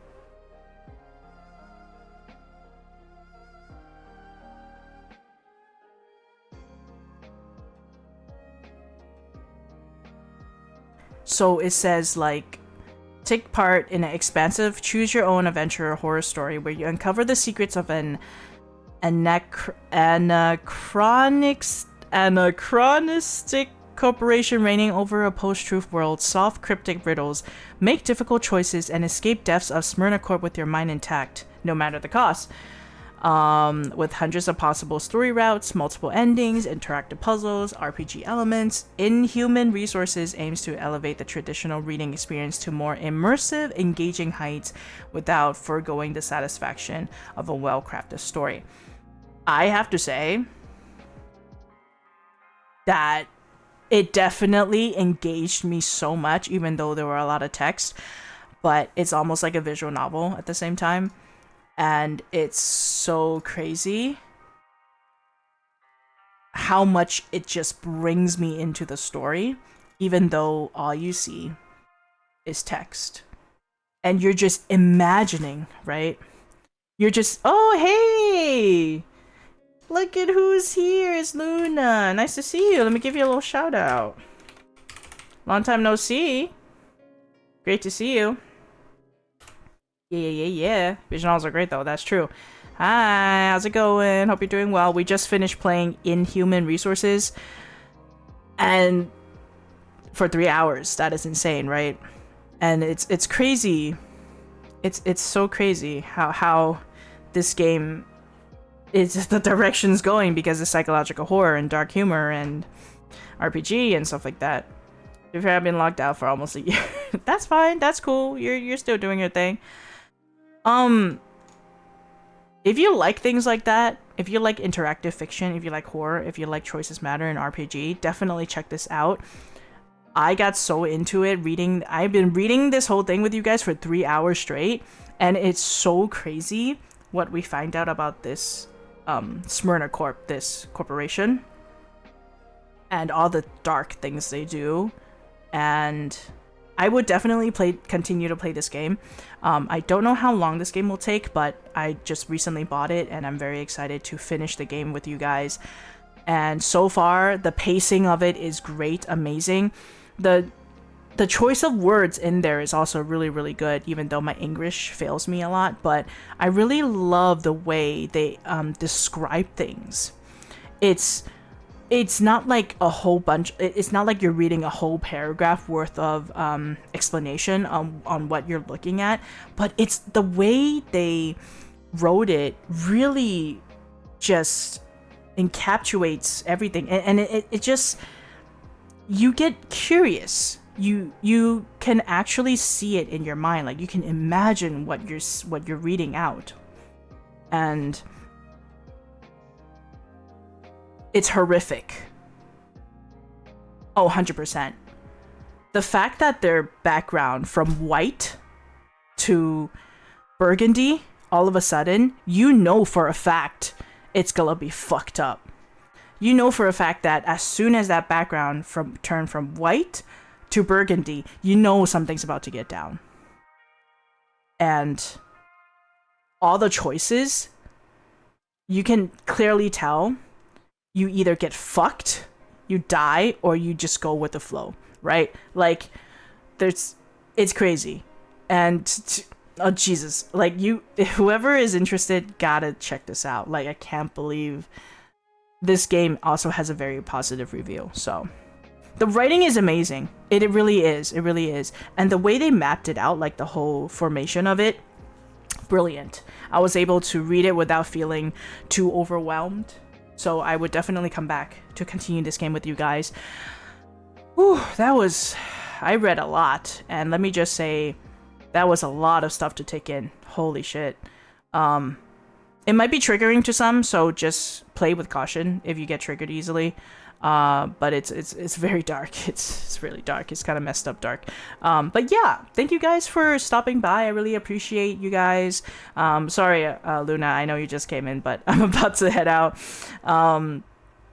But before we head out, we're gonna go see who we could raid. Let's see who's available. Thank you. Yeah, thank you. Given what I'm used to, I'll be fine. If you're interested in watching me play, the VOD will still be here.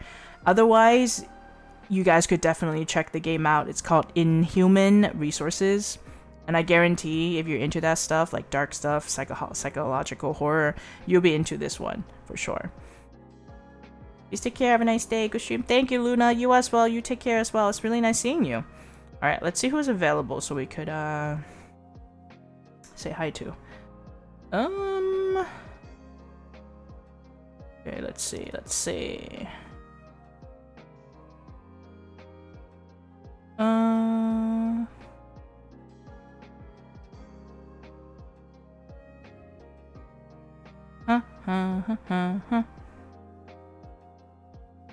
There's a lot of people online right now.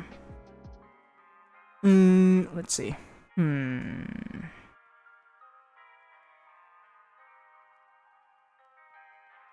I think we should check out. Ooh, great, perfect. So my actual, I have another friend who got into streaming all of a sudden, and he's gonna be playing Repo with his friends. So I think if you guys would care to give him some support, and if you enjoy his content, please give him a follow. He's gonna be playing Repo with some VTubers, and I think it's gonna be a special day for him today with a special collab. So without further ado, I will get the raid message ready, and it shall be Choco's Booder raid. Right now he's on his starting soon screen, so we're gonna get there just in time before he starts. So for the people that are not subbed, here is the raid message for that. And for the people that are subbed, we have this one. You could check out my really cute tarantula spooters.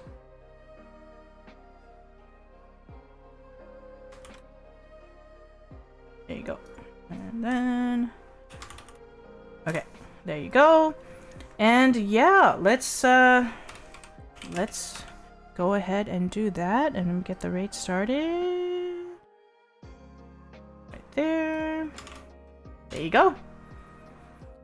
Well, guys, thank you once again for stopping by. It's really nice seeing you all, and thank you once again, young professor, for the sub. I really appreciate your support as always, and it's nice to see some friends drop by as well.